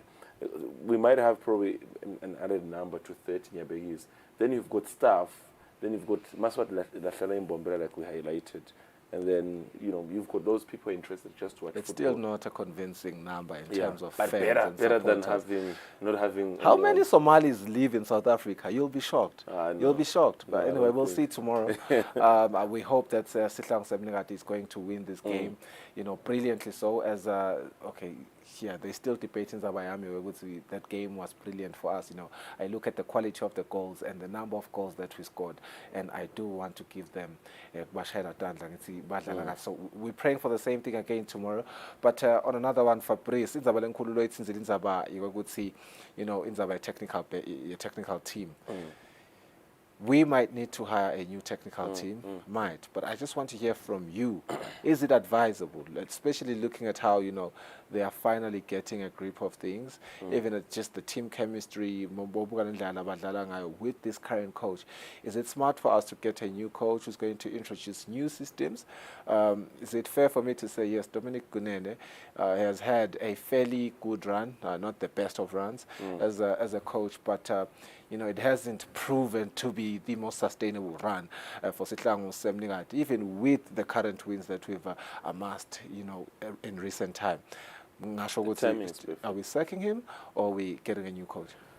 The timing is perfect, maybe to come to an agreement to say, you know what, we have agreed this, your time is now done. So Fabrice Msonera says we need a new coach. We need a new coach because I'll tell you what's Fiso. There can never be another perfect time. One, based on the fact that now, after we've qualified for the qualifiers, so the new coach will have better preparations. We still have the World Cup qualifiers. We still have Kosafa coming. We still have... So the time is now, because you've got your April, June, July. The time is now. But my biggest question is, whoever you appoint, when there's a coach that is new in the space, your biggest change should be who is the assistant coach, because I want to believe, and I know for sure, the assistant coach should be someone that is already within the technical bench amongst the coaches that are there. Could be Dominic, but I don't think it can be Dominic. There's Enes Mavuso, there's Fiso Nurondibana, there's also the goalkeeper coach, Anthony Mudrot. Then what's the plan? Who do you give the position of assistant coach? Or some coaches, if he's an international coach, which we don't know, they normally like to pick up their own assistant coaches. But depending on when he arrives, he watches the league, the remaining games of the league, then he's like, you know what, give me that guy. But for me, to answer your question, I feel like the time is now. Once the game is probably over tomorrow, Football Association should call a press conference at some point. We're still in FIFA week up to Friday. FIFA week ends on Friday, because I saw actually a fixture.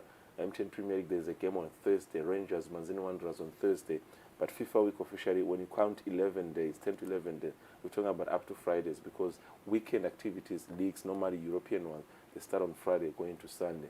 So they should let us know that now this is Dominica's job is done. The process of hiring has started. I know what they're going to say, probably. And what would you... They will say forward your applications, which is something really, really tricky, because when you say forward your application, I can even say, for instance, Master, our colleague, he is quite a qualified coach. Then I can say, Master, flag application for the national team coach.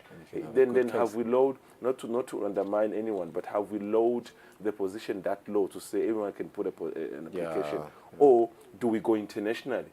Like South Africa, they got Hugo Bruce. Do we go internationally and get someone we know, a former Nigerian head coach, former South African head coach? I know finances, sometimes they're not on our side, because before you even put a post, they even what you put in terms of salary. For instance, before we used to put 100,000 per month in terms of, I'm talking about the former coaches, your Kostelin Papic, your Peter De Jong, you'd find that the post is there and the amount of salary is there, 100K, to say if you want the post. So these are things we provide as well. So do we want an international coach? Because Amaswati Bakari at some point would see the international aspect. Out of just a quick one, Fabrice. Out of those international coaches that we've had in the past that were receiving those 100K, did any of them win us something that we can say today there was a return on investment? Because 100,000 is a lot of money for a coach. Well, not for a coach, it's just a lot of money. I think okay, nasikhuluma international coach okay, let's put that aside. Let's put that aside. International European, but we call an international who is African. Yes. Who has the ability of telling you about local football. My question is, out of all the coaches that we've had in the past, that we have given 100,000 to, particularly those that were not Emaswat. Yes. Did we get a return on investment? In the last probably 5-6 years, nothing. Nothing Convincing, because so does it not make sense then for us to give other people a chance, like your masters? Almost. It's either you did it. They didn't. Yeah, they didn't. But they got 100,000 per month. Yeah. So is that good business? But it depends on what we want. I mean, I'll give you my own opinion. My own opinion. I know time is against us. Yeah. We don't go look for European coaches. You know, get the so-called African coaches. Get a master. No, we haven't given them a chance. Yes, we haven't given a chance. Get the so-called African coaches, but who are international. Look what the likes of Senegal have done. Look what now Ivory Coast. Yes, they have groomed their own coaches, but now these coaches, once they say I'm stepping down as head coach of Senegal, anyone on the continent, they want him. Look what the likes of Zambia and Zimbabwe have done. So let's I don't want to sound a man who wants to mention color of what. Let's not sound ukuthi lo muntu oqhamuka kashane out of the continent. Lo mlungu khona latagwenda. No. Let's change the mentality. They are good Zimbabwean coach. They are good Zambian coach. They are good Nigerian coach. Good Swazi coaches. Good Swazi coaches. Who haven't gotten the chance. Because for you to be really seen as somebody that's worth it, you need to be given a chance. And maybe sometimes it has to be master. You never know. You never really know. You know. So it's going to be an interesting, selection process. Who they really select, and I'm not going to say big shoes to fill, but big hopes to at least, for a Maswati. We have a lot of hopes as a Maswati. But whatever they do, don't lose the technical bench that we have. Ernest Mavusos, Ndibane, Sufso Ndibane. These guys, I think, they understand the local football, so that you shouldn't really, let them go. They will give you the best. Whoever the coach is, they will maybe give Ernest Mavuso that position. But anyway, we will see what's going to happen for Brice. Ernest, in his own team, it has been a shambles for a while, but we saw them pick up, and I'm happy you did mention that we'll see some of the games come back this Thursday. It's going to be week 20 of the MTN Premier League. It is returning with a few interesting games. Yes, indeed. Green Mamba is going to face Manzini Seabirds, and that's going to be early Monday, by the way. I want to focus really... Thursday it's Rangers and Manzini Wanderers. And then there's Swallows and Monini Pirates on Saturday. But maybe Rangers and Manzini Wanderers, good Thursday, Lona. Maybe before we even speak about that game, how much have we missed our own local league? I think you look at the fans that you normally see. You look at also the supporters in general. You look at the clubs. Look at the players who have not been called for the national team. Yes, they do train, but you get to miss. You can only imagine even internationally how much they miss. You be it La Liga, English Premiership, or the ABSA Premiership, or DSTV, rather, by the DSTV Premiership. So players do get to miss that. The supporters do get to miss that. But I think we've missed this. We've missed the league. Coming Thursday, Rangers, Manzini Wanderers, two teams fighting for the relegation. So it's an intriguing one. So we can't wait. And I think for the supporters, Wanderers, they will take the trip in their numbers, knowing that Friday it's a holiday, so majority of working environment. So it's a half day on Thursday. So a trip to is it King Sobuzo or Mayaluga somewhere here, the venue? But one of the venues. But one thing I know is that they will go in their numbers. King Sobuzo. King Sobuzo, yes. Rangers versus Wanderers. So King Sobuzo. So I know the supporters will go in their numbers since it's a half-day majority. So we're excited for that, Fabrice. We're going to see that happening. It's going to be week 20 of our local league kicking off after a short break. But speaking on a short break, we're going to take a short break right now. We wrap up the show with LinkedIn Kule right after the break. Fabrice, thank you for providing your insights once again. I always like to thank you, Nab and Figure. Thank you so much.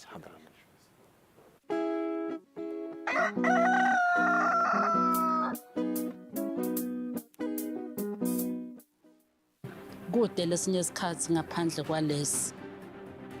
Aba research bafunze. Being risky means ukuthi nalokuwa kwayo kulula. Nathi kufuna sende ukukhicita lokhu sekungeni.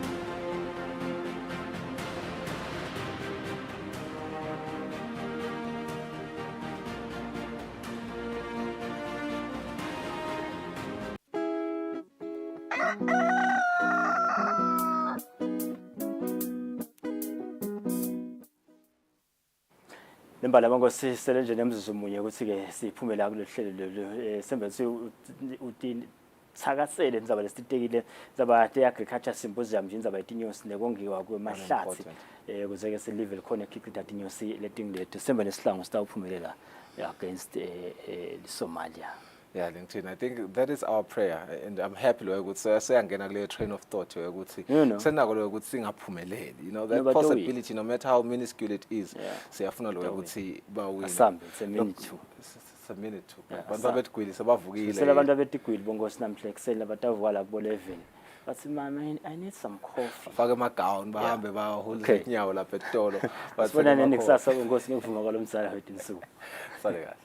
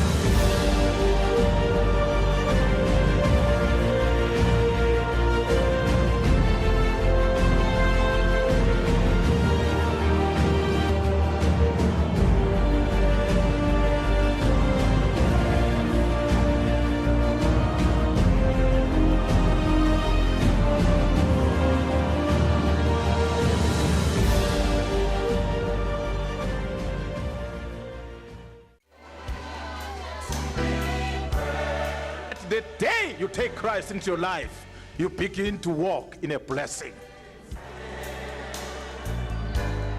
Eswatini. Master ushiya simakazi. Sibukela abanye bonkulunkulu. uNkulunkulu utawukhwesha kithi. Eswatini. Singamlahli uNkulunkulu. Sitomdumisa. Sisho sithi uyigwele somali.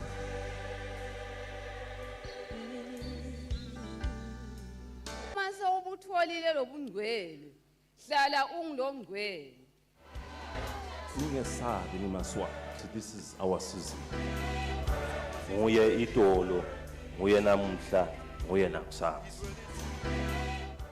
Inzamba lenhle mbukelo ehlelo lelithi siyakuthumisa egameni lenkosi yethu uMxosi Mavimbela yakubingelela uyakwemukela kulolu hlelo nalomhla enthambama nalomhla kehlelweni silapha ezabene emphakathini la sithola khona dinkonzo dawo lekusukumisa wona umnyaka womphakathi kanti ngethemba usitawubuseka namhlanje sitabe sithola lona ilivi laNkulunkulu ehlelweni ke lomhlanje nasitabe sinaye Reverend Henry wakamdlula isibongolo tasipha livi laNkulunkulu akhuluma ngebumcoka bekuzuvuma sono ngiyathi ke nami ukuthi uNkulunkulu sona kavani naso kangakanani utabakhuluma ngaloko ke lomhlanje nehlelweni sakudumisa kanti utabahambisana naye umfundisi lakhiwa kaDlamini isibongolo utawukhuluma ukuthi ngempela lokho lokuhliswa ngemazulu akutshala empilweni yethu kunemandla lamangalisawo kepha nje ingcekithi lenkulu kakhulu ukuthi ngabe wena ngumhlaba silovunzile yini ukuthi kungachuma kumile empilweni yakho angacithi isikhathi asithubeke nalo hlelo lelithi siyakuthumisa. Utsangithi ingumlilo lento awuhinga amandla le oyifalelwe engaphakathi yona ingumlilo lento awuhinga amandla awuyifalelwe engaphakathi. Hallelujah. Emalangeni egqina lapho kulinzelwe khona ingwenyama sale ibuya ilanza libandla layo sithi ke leslogan samuhla ningaphelelwa ngemandla nithandaze. Haleluya. Ngifuna ukukhuluma ngelicebo lelitawusika abantu ukuthi baze bakhone kuthandaza nemthandazo wabo ufakale. Kwakunendvodza lekwathiwa kufunwa umuntu kwathiwa ngimthwalile umuntu lonenhlitiyo yaNkulunkulu. Sijalo sitolo saDavida. Bhayibheli ithi abanenhlitiyo yaNkulunkulu kwajasitha samnyonyobela samehlula ngalelinye ilanga.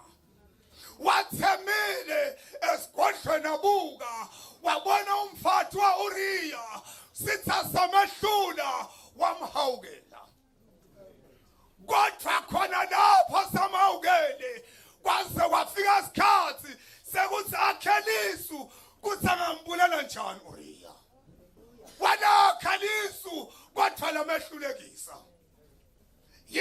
isizathu sitha siyanyonyobelana akangidawufunza khona kwekuthi namuhla usuka unyaka lokutawusitha umzalwane akhone kuthandaza umthandazo wakhe uvakale kuNkulunkulu. Hlabelelo number 32. Damfunzela verse number 5. Let's funza number 6. Hayi akuvumi ma ngithule mina. Oh hayi akuvumi ma angi hayimbela nje namaduna